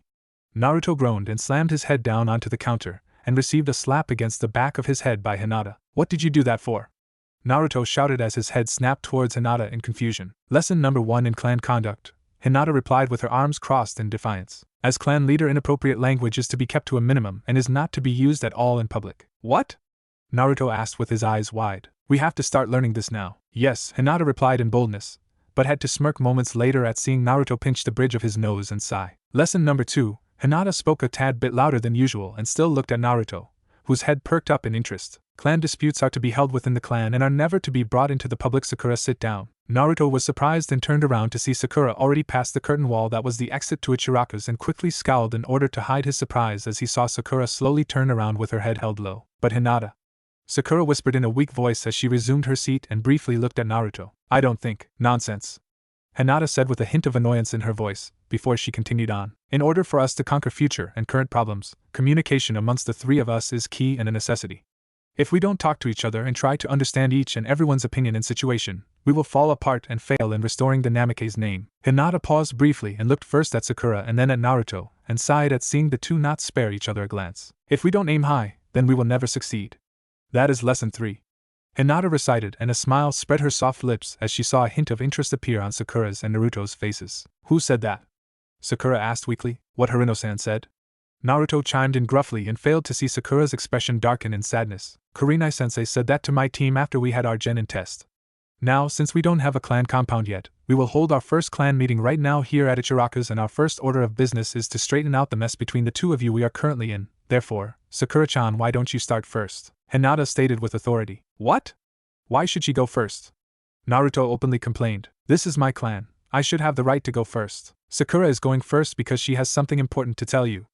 Hinata shot back in irritation and for the first time showed her strong personality that she had developed over the years of rigorous Hyuga political clan training. "And as long as you refuse to listen to one of your wives, you don't deserve to be the head of the house." Naruto's teeth grinded, as his anger intensified and he whipped around at Sakura and yelled, "What the hell did you do to my Hinata-chan?" Sakura's eyes widened in fear. "Naruto-kun, I didn't." "Bullshit!" he screamed, while standing up and menacingly approached his former kunoichi teammate and snarled, "Tell me what you did to her, and I'll let you live." "Naruto-kun!" Hinata yelled in aggravation. "Sit down!" "Now, H-heim," Naruto stammered at the sudden outburst from Hinata. "Naruto, sit down and listen," Hinata said politely but with an authoritative tone in her voice. "I am your wife, I chose to be your wife, but I am not yours to own. I am a human being, not an object, and the same goes to Sakura-chan. You will treat us both with the respect we deserve and we will treat you the same." "She doesn't deserve to be treated with respect," Naruto interrupted in resentment, and pointed an accusing finger at Sakura, who was now at the brink of tears. That woman called me a monster, a monster." You don't understand, Hinata-chan. All my life I've had that label on me, and then one of the few people I trusted not to view me like that turns around and backstabs me. All I have ever done my whole life is give my blood, sweat, and tears for Sakura in the hope to make her happy and be her friend because I loved her. Fuck, I still love her, and what does she do? She calls me a monster just like every other fucking person in this village and an fuck. Naruto screamed, as his face turned red from exertion before he slammed his fist onto the table, breaking it in frustration. I'm sorry, Hinata, I can't. Sakura suddenly cried out and made to run for the exit as the dust and noise from the destroyed table settled. You're not leaving! Hinata sternly ordered and stood firm in front of Sakura and blocked her exit while saying, I don't care if you two have to destroy this entire restaurant, but neither of you is leaving until you kiss and make up. But Hinata-chan. Sakura wept as she tried to wipe away her tears as her entire body shook. Let her leave. Naruto grumbled softly in exasperation, as he looked at the rubble of the table his fist that had just destroyed. No, Hinata replied defiantly, and her face softened quickly. Specifically looking at Sakura, the former Hyuga woman put her hands on her fellow matriarch's shoulders and slowly turned her around to face Naruto. Speaking with reassurance and warmth, Hinata softly said, You have to tell him, Sakura-chan. You have to make him understand why you said those things at the council meeting. If you don't, we will never be successful. The village already decided for us to be in one clan, and I can't deal with another Hyuga-type situation where our clan will be split in two because you and Naruto can't talk to each other. You have to make him understand. Hinata added and gave her fellow matriarch a soft push towards Naruto. Sakura stumbled forward and looked over her shoulder at Hinata in fear and panic.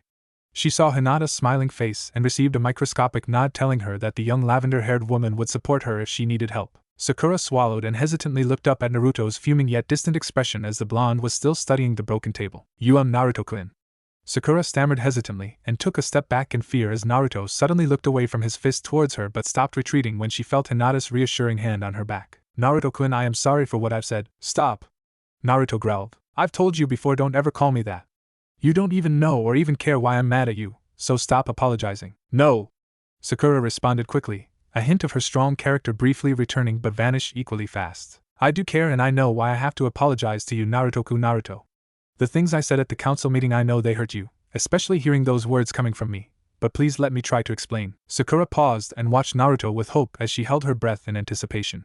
Naruto sighed heavily and shook his head. You don't understand at all. Naruto muttered and turned and walked to another table and sat down. But enlighten me, Sakura. Naruto finally said as he gestured to the two chairs in front of him.